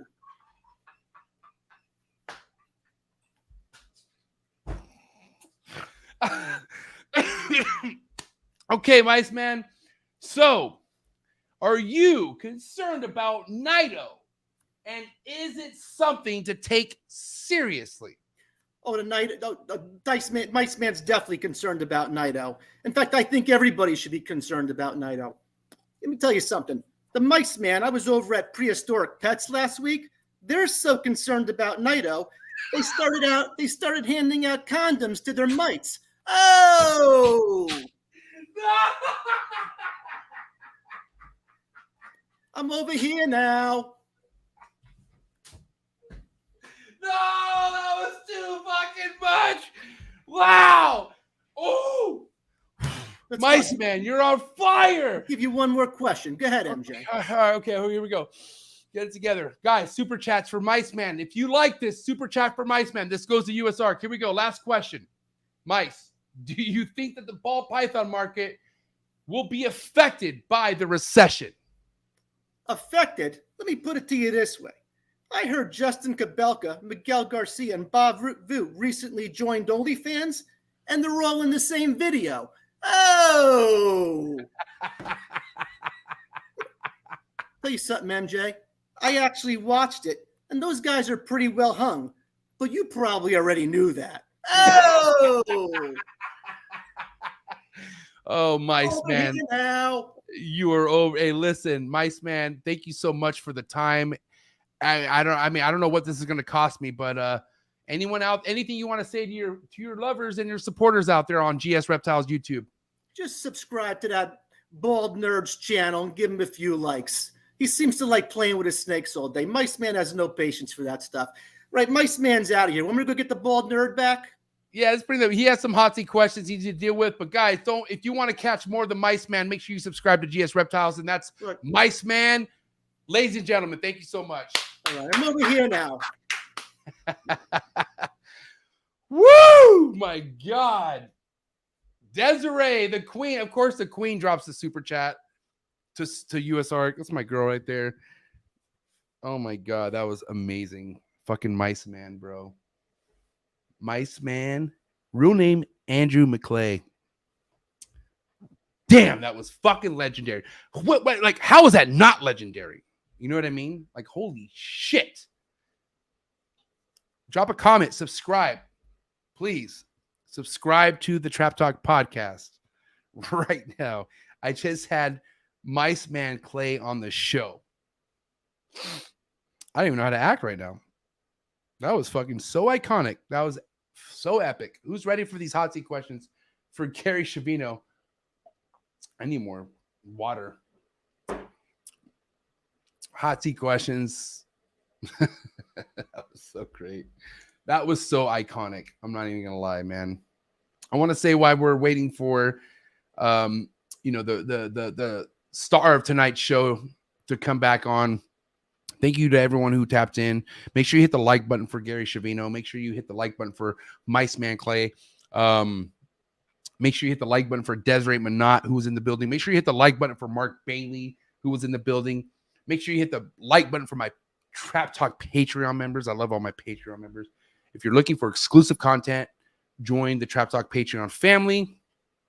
I'm seeing so many of my Patreon family tomorrow at the Trap Talk. Excuse me, not the Trap Talk, but sponsored Trap Talk. The Reptile Super Show. Who's ready for the Reptile Super Show going down literally tomorrow? Tomorrow's vendor VIP day. I'm going to be there. Oof. I can't wait to be there, man. But I cannot wait to see you guys there. And here we go. Back to business. Wow, Gary. And stay out of my house. I'm sorry about him, MJ. Dude. He's so obnoxious. I just want nothing to do with him. I'm sorry about that. What does your wife feel about Mice Man? Like this? Did she ever can't stand him? No, she can't stand him. She finds him to be a vomit, and she wants him. She just thinks he's too vulgar. So yeah. Well, listen. Yeah, he finally left. I had to throw him out of here. This has been an amazing 2 hours and 40 minutes. He didn't say anything negative about Mexican people, did he? No, I mean he made it kind of, he kind of made it broad, but I've heard worse. Yeah, that's terrible. Yeah, I apologize for his behavior. But listen, Gary, I as much as I've enjoyed the first round on you with the Trap Talk podcast, I have hot seat questions for you if you're okay with that. I'm ready. All right, guys. I know the rules, no explanations, one-word answers. That's what I'm going to do. I'm going to give one-word answers. I mean, just the quicker the better, right? I'm done. Yeah, we're good. All right, guys. Like I said, let's get the likes up for Gary if you have not yet. But here we go. Hot seat questions for the big GS reptiles. You ready? Orange Sanzinia or green Sanzinia? Green. Frozen Thought or live? Frozen Thought. Number one frozen thought rodent company in the game? Cold-Blooded Incorporated. Red Chondro Neo or yellow Chondro Neo? Red Chondro Neo. Favorite Red Chondro Neo locality? Maniquarry. Least favorite Neo locality in the Chondro game? Biak. Wow! Patrick's pissed. Patrick was like in a fucking, his leg was over his head and he heard that and was like, what? Oh my God, Patrick. Tell Patrick I have such a swagger about me, I'm not even going to explain myself. How do you think of that? Yeah, I'm over here now. Yeah. Okay. Pre-first shed meal or post-first shed meal? Post. Yay imports or boo imports? Yay imports. One reptile you would import anywhere around the world, what would it be? I would be, if I can get them legally, shingleback skinks. One reptile you feel like nobody should ever import, leave it alone. I don't know, something that I'd have to think of something that just doesn't thrive in captivity, man. I don't know, I don't know, man. I don't know the answer to that. Just anything. Gary, I thought you should study. What about the turtles? I'm so confused. Aren't there turtles that need to be left alone? Like this should be an automatic answer. I feel like. What did I don't remember what I said, but I meant to say turtles. Okay, thanks. Yeah, all right, moving forward. To spray or mist any python species, or to not spray or mist. Spray them. Yay sports or boo sports? Yay sports. Favorite sport? Football. Favorite football team of all time? New York Giants. Why? Local. Okay. Dad's a huge fan. Local. Least favorite playoff game of the Giants that you could think of? I know there's a lot, but go ahead. Whatever one they lost, man. I don't know. Was Eli Manning involved or no? Oh, sure he wasn't. Yeah, I don't know. I don't think they ever lost the playoff. Whenever they think they got to the playoffs with Eli, for the most part, we won the friggin' Super Bowl. So, is GS a big flexor or no flexor? When it comes to my animals, I'm a big flexor. I'm really proud of my collection. Yay alcohol or boo alcohol? Oh, yay alcohol. Favorite alcohol beverage of all time? Favorite alcohol beverage, probably. I'm not like some snob with it, but I'm on a bourbon kick, as you know. Dude, this guy could make a killer old fashioned. Yeah. And mind you, next time I'm at GS's house, if I'm ever blessed to be back at your house. Of course you will be. I look forward to it. I don't have my whole schedule's cleared once I'm at your place. Yeah. That's all I gotta say. Buddy. Moving forward, I'm so sorry. Steak or fish? Steak. Favorite cut of steak? I'm so boring, man. I have a palate of a 14-year-old. I always get a fillet. If you owned a zoo, what would be your favorite monitor species? Favorite monitor? It'd probably be a Parente. Ooh. Yeah. I like that. Big sucker, yeah. Van Halen or Sammy Hagar? Ooh. Van Halen or Sammy Hagar. Dave's probably the coolest guy on the planet, but I like Sammy so much as a person. But if I'm going to see them play, I'm going to see David Lee Roth. This is normally a West Coast rap or East Coast rap question, but I'm going to switch it up tonight. You want to know what that is? It's going to be, go ahead. It's going to be, what we listen to. James Hype or Wars Cartel? Yeah, man, I'm obsessed with James Hype right now, man. I mean, I'm serious. There's this old school mix I listen to over and over and over. I never get bored of it, but it's about him. It's about the energy he brings. It's about his music, of course, but it's about him, man. It's amazing. I made a mix for Gary. He was not pleased. That's not true. Let's move it forward. Here we go. Little Ward Association First thing to come to mind, bioactive. I would say bad. Not explaining myself. I'm just saying it. Reptile Facebook groups. Good. First time reptile shipper. Fuck, man. I don't know what you're looking for. First time reptile shipper. what do you- Just what do you cautious, cautious, cautious. Yep. How about FedEx shipping? Changed my life. Stuck shed.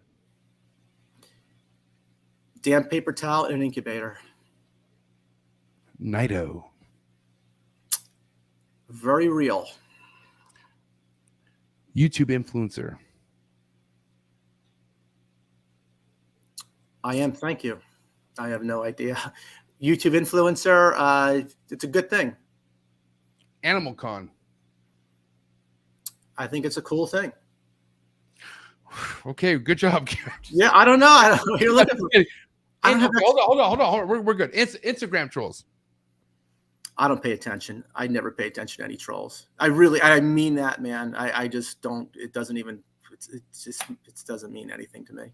Last but not least, if you had to recommend the one reptile show anywhere around the country that you feel like, no matter where you're at, you should fucking make sure you visit it, what would be that one reptile show you feel like that's very important?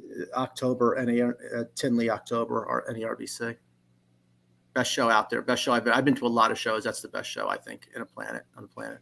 What's so crazy, and God bless this individual who just realized how to repost a story when I tell him, Marshall Mendez, man.